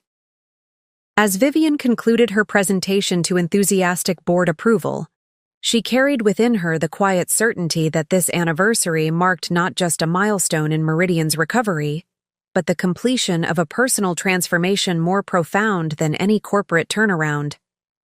The woman who had once defined herself in relation to Alexander Reed, as wife, as co-founder, as betrayed partner, now stood complete in herself, her identity forged through challenge, her purpose clarified through adversity, her vision validated through results. The journey that had begun with a devastating betrayal had culminated in triumph beyond mere revenge, the creation of a stronger, more authentic self, and a more vibrant, purposeful Meridian than had ever existed before. In the end, Alexander's most significant contribution to Vivian's life hadn't been the company they built together, or even the betrayal that shattered her world, but the opportunity that betrayal inadvertently created for her to discover capabilities, purpose, and strength she might never have claimed otherwise. As board members offered congratulations and shared their perspectives on Meridian's extraordinary year, Vivian felt a deep sense of completion, not of her journey, which would continue to evolve in ways she couldn't yet imagine, but of the chapter that had begun with betrayal and culminated in this moment of integrated triumph. Whatever the future held for Vivian Chen and for Meridian Enterprises, it would be shaped not by reaction to the past, but by vision for the future, not by proving others wrong, but by creating something authentically right. In that realization lay perhaps the most profound evidence of Vivian's transformation. She had moved beyond the need for vindication to the freedom of creation, beyond the shadow of betrayal to the light of possibility, beyond the limitations of what had been to the expansive potential of what could be. And in that integration of her past experiences with her present purpose and future vision, Vivian Chen had achieved something far more significant than reclaiming a company from the man who had betrayed her. She had claimed a self more powerful, more authentic, and more complete than any external circumstance could diminish or define. That, in the end, was the true measure of her success. Not that she owned the company that had fired her ex-husband, but that she had become a woman whose worth was no longer tied to his or anyone else's assessment. In transforming betrayal into triumph, Vivian had discovered that the most important company to reclaim had been herself. Up next, you've got 2 more standout stories right on your screen. If this one hit the mark, you won't want to pass these up. Just click and check them out. And don't forget to subscribe and turn on the notification bell so you don't miss any upload from us.